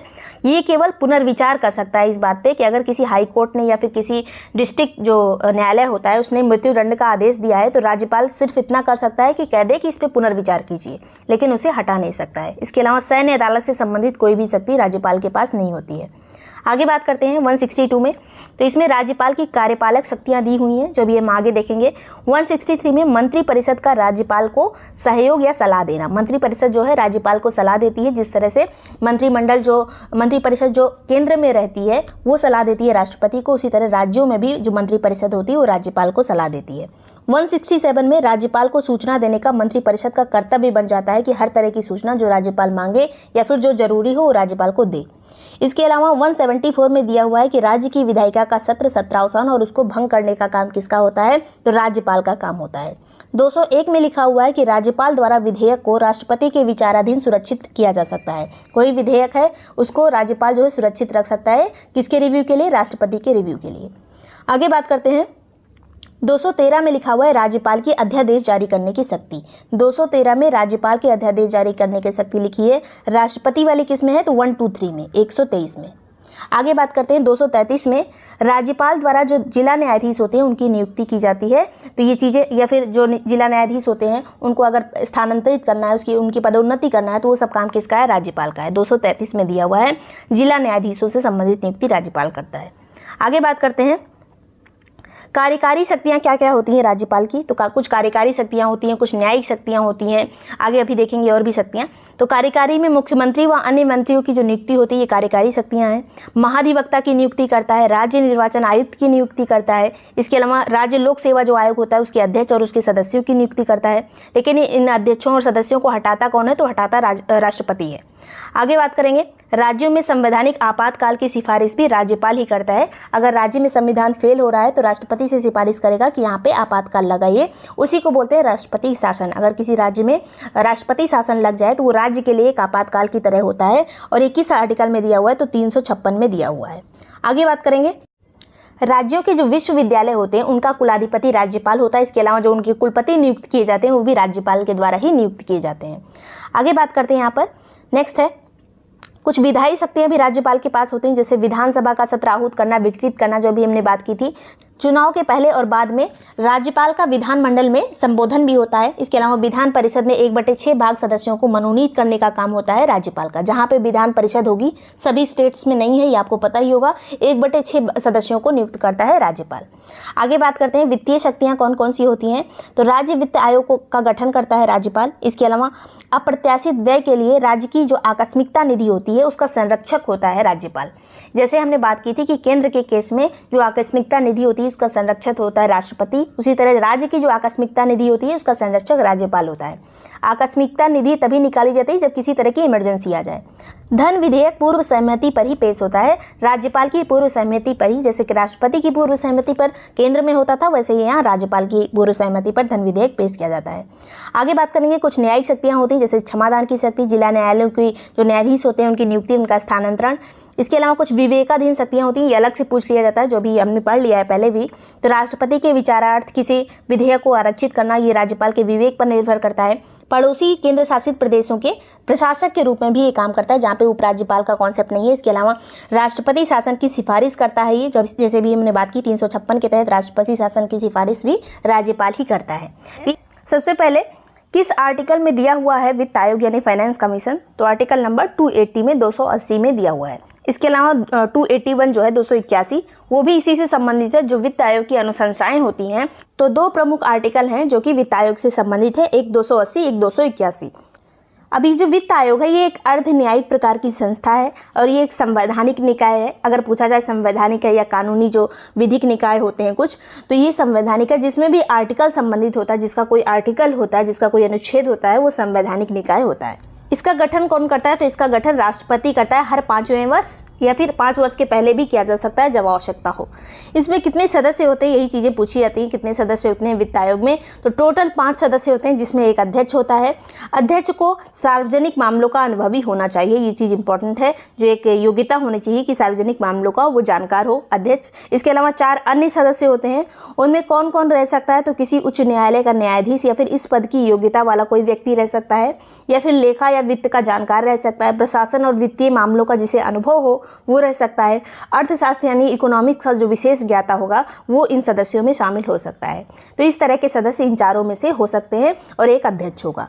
आगे बात करते हैं यहाँ पर इसका कार्य क्या क्या होता है वित्त आयोग यानी फाइनेंस कमीशन का। तो इसका जो सबसे प्रमुख मेन काम होता है वो होता है संघ और राज्यों के बीच में टैक्सेस का बंटवारा, करों का बंटवारा।